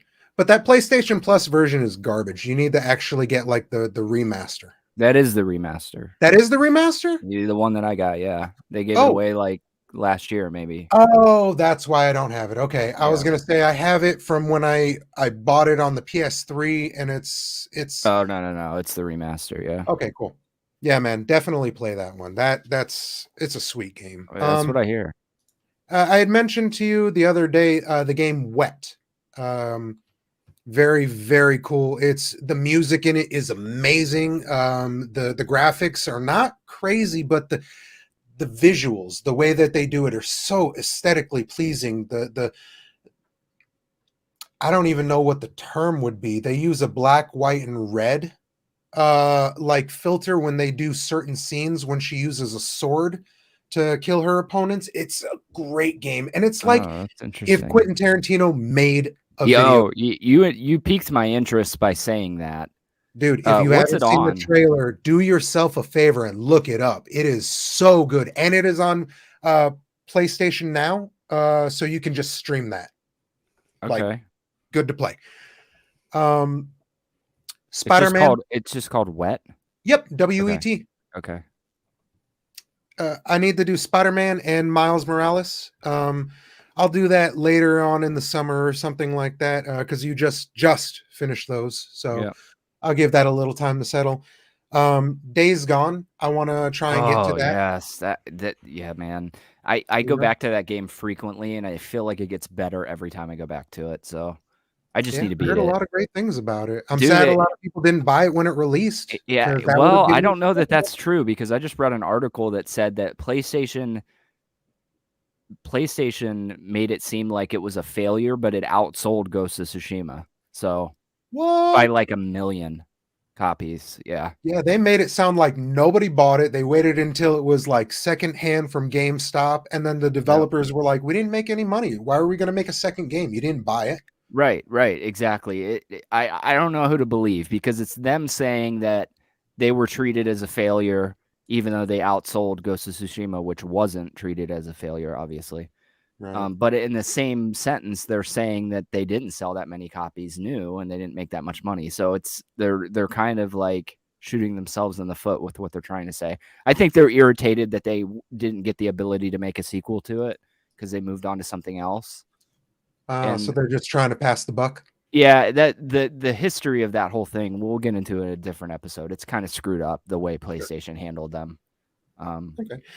And last on my list, and I know it's so silly. I've been looking forward to this for several years. Yeah.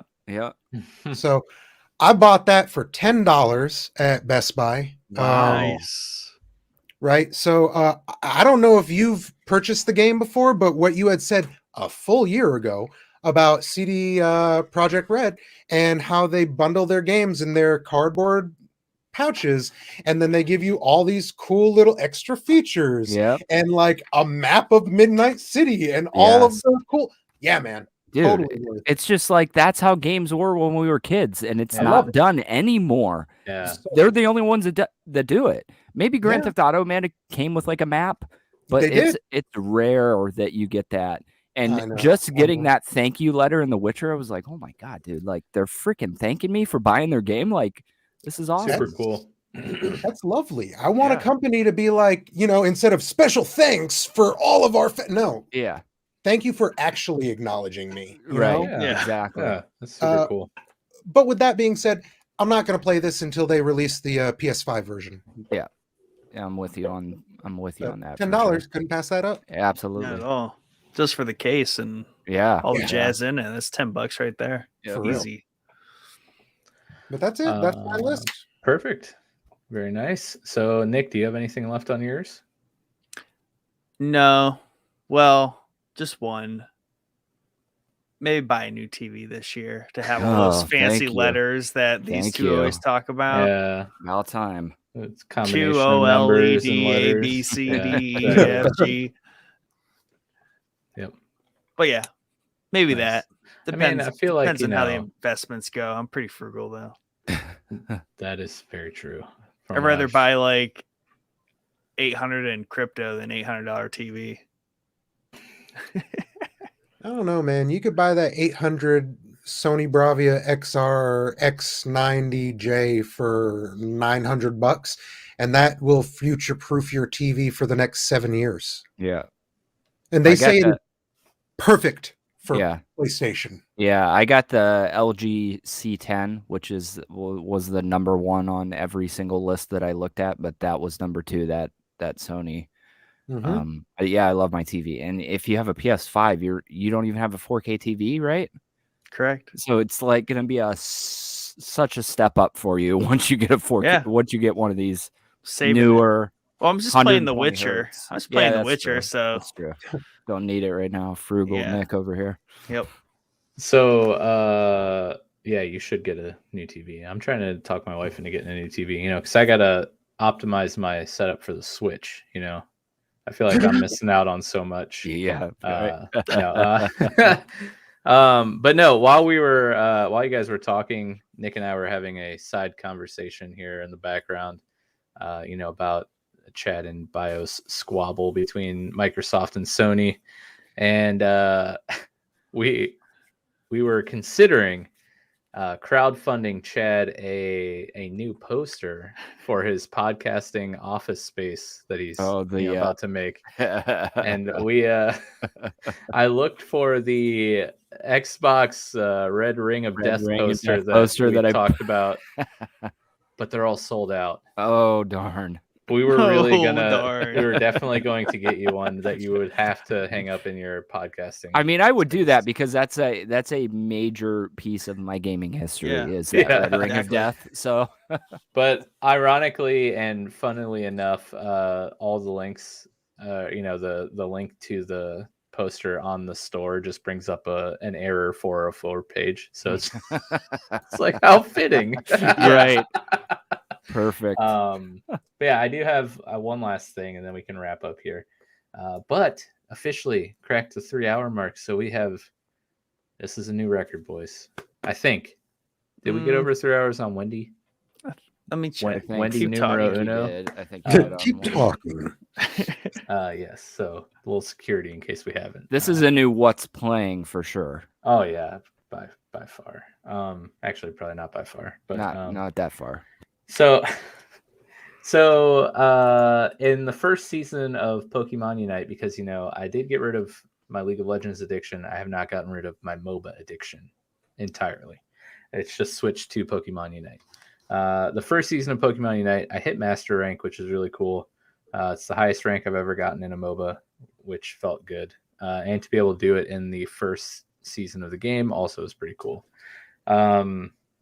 But after I hit Master, because it took a lot of grinding, I haven't played it really Unite very much. And so my last goal, like maybe I'll get to it. I'm not super concerned, but I feel like I have to have it as a goal would be to get back to Masters here in season 2, but I'm not even sure how much time is left in season 2. So it's probably not obtainable. Plus all the other stuff I want to do is kind of up here, and Unite isn't even in the screen yet. So yeah.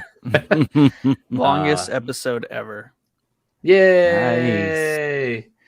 Congratulations, BioSiv, for being part of history. Showboys history. And it's about to get a lot longer because it's outro time. No, I'm just kidding. Oh, God.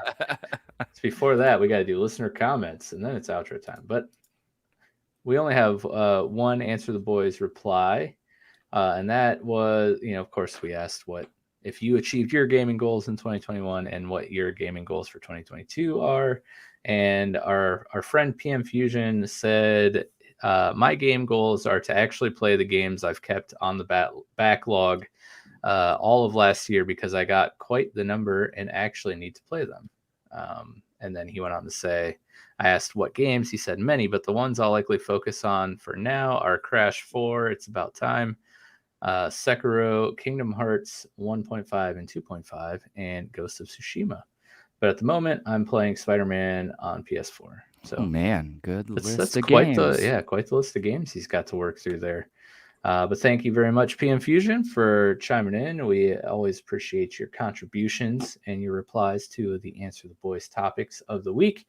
Thank you so much, BioSiv, for joining us. It was a lot of fun, as always. And we all have quite the list of goals we need to start chipping away at. I mean, wow, we're already 6 days into the new year. We're running out of time. But yeah, so if you're still here with us, thank you guys so much for watching and listening. If you like what you heard, consider subscribing. Follow us on Facebook, Twitter, Twitch. Go subscribe to Showboys Gaming YouTube. Check out our Patreon, patreon.com/showboyspodcast. Join our Discord, check out the merch shop, all that fun stuff. All the links are in the episode description or at linktr.ee/showboyspodcast. And make sure you tune in Sunday night for episode 2 of the Boba Fett Companion Series. Until then, you guys have a lovely night, and we will see you later.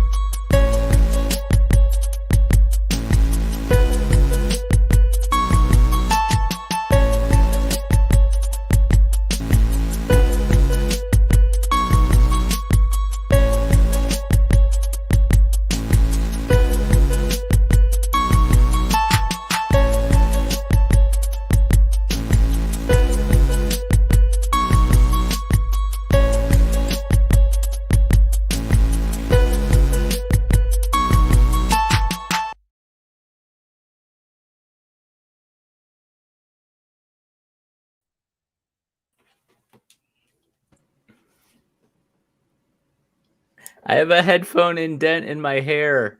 Oh, wow, I had you my do. headphones on for so long.